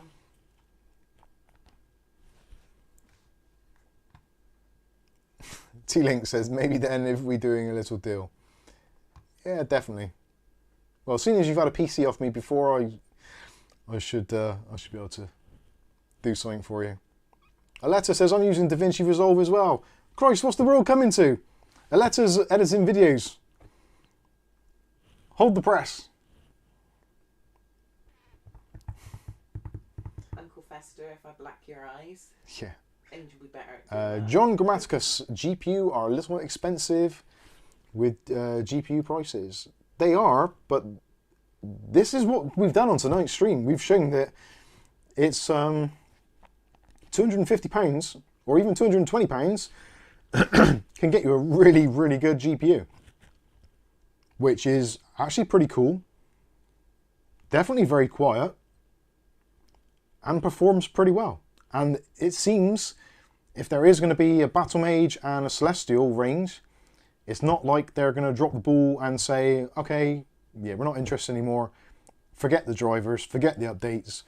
They're going to be pushing because if they slow down now and stop caring for their existing customers, there's no way on God's green earth that Battle Mage or Celestial will sell at all. Intel have really got to push the boat out, get Arc up to speed, which they pretty much have. I've still got a lot of testing to do. I will be going through next week, giving it more and more of a hard time, video editing, older games, even games in browsers, that sort of thing. We'll see what it's like.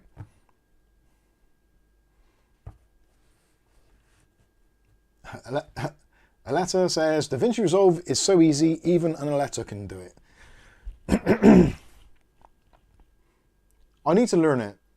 It's having the time to sit down and do it. Because we're making videos every single day, there's kind of like almost like a routine, a rhythm that we get into. and there's not enough hours in the day. Maybe because Monday is a bank holiday, and actually tomorrow's a bank holiday technically, I could spend the day learning DaVinci Resolve. It shouldn't take me more than a day or two. But if I've got other pressures, like I've got a video I have to make, it's going to be really hard. So I am going to have to do some research. Maybe we'll see. We'll see. David Underhill says Arnold Vosloo is still alive and still acting in various movies. Cool. John Chromatica says on the CCL web shop.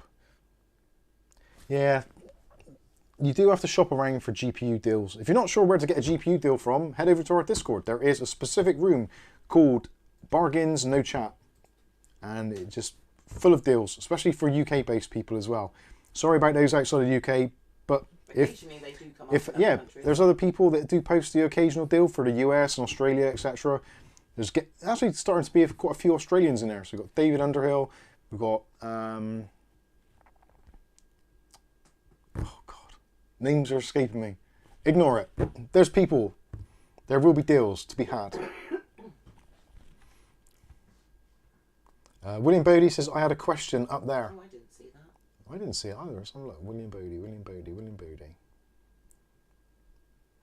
Ah, there we go. William Bodie, what's the point of a ARC when they only run at top on an Intel 12? Well, they don't. That's the thing. You don't have to have a 12th gen CPU, but you do have to have really PCI Express Gen 4. So AM4 in general is going to be okay. 10th and 11th gen you probably will get away with as well. 12th and 13th gen, clearly that's what it's made for. There isn't like a massive, huge jump, from at least from what I've seen, between going from an Intel system to an AMD one. There does seem to be a very kind of fine line where you might see some improvements in certain things where the CPU's talking directly to the GPU, etc., etc., but it's not going to be a huge thing. And again, going from an RTX 3060 Ti for, if you buy one new, for somewhere in the region, probably £300 to £400, depending on the brand, you're better off getting a Intel Arc A750 for £220, £250. For the money you save there, maybe a few kind of bits and pieces of drivers going awry every now and then, possibly. But then it happens with AMD and it happens with NVIDIA. Every now and then there's a driver which comes out which borks a system. AMD have done it very recently, as we all knew, or at least those that were affected. No doubt NVIDIA will do one. NVIDIA ones generally tend to have actual vulnerabilities in the software. So they need to update their drivers to prevent vulnerabilities. Vulnerabilities versus instability, I don't know which one is the worst of the two. Potentially, if you're doing online banking and all that kind of stuff, then vulnerabilities are probably going to be more of a thing for you. Whereas if you're gaming or you're doing mission critical stuff, then the stability is probably going to be more for you. So it's kind of trying to find a middle ground. And I don't know, I think Intel have done a pretty decent job. I hate saying it, but Intel at the moment seems to be the budget gamer's friend. Who'd have thought that was a thing? And especially for CPUs and GPUs, it seems at the moment, which is really weird. Yes, very strange. Well, hopefully that's answered your question. You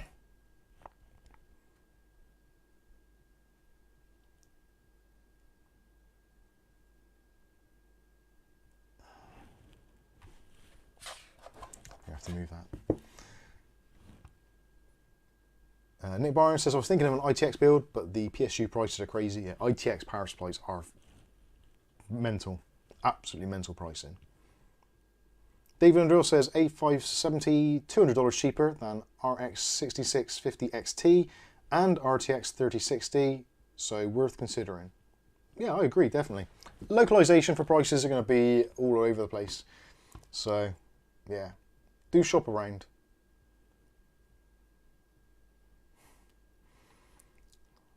Okay, Mark Berry asks, are AMD in trouble? I don't know if they're necessarily in trouble. AMD always do this. There's always ups and downs. They have a really good launch with something, it gets really popular, really stable.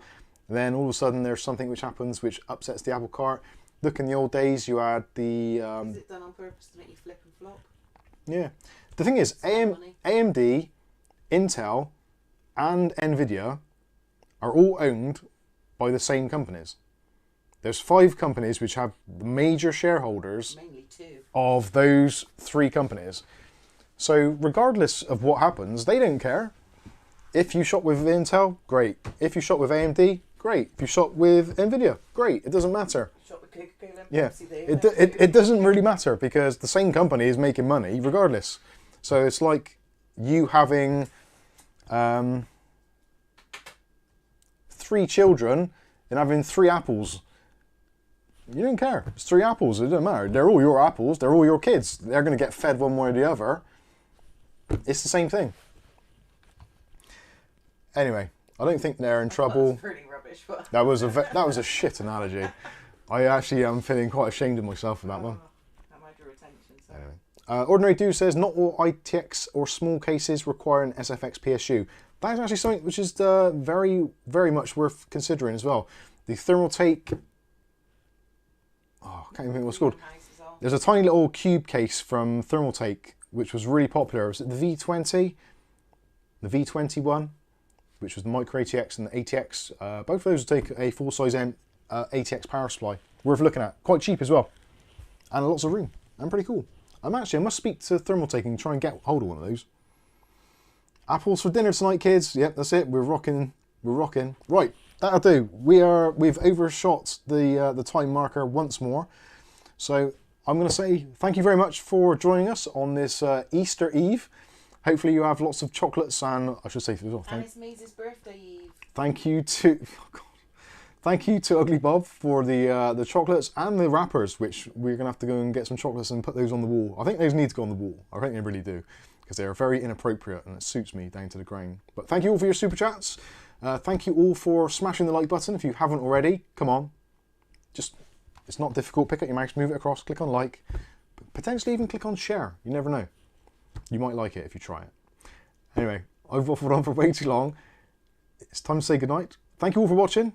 I've been Mike. This is Mike's Unboxing Reviews and How To, and hopefully we'll catch you in the very next video. Thanks for watching. Say night, calf. Night. That's really good Night. Night. Where's the end stream button? It's in there somewhere. Bless you all, and if you're about tomorrow, because I'm not working on a Sunday, feel free to drop by the Discord and give us a chat. And yeah, if there's any other questions, again regarding the Intel Arc A750 or specific games, titles, etc. you want to see benchmarked, leave it in the comment section for this stream, and I'll check back on this before I do the actual review video. And yeah, we'll see where things lie and see what I can do.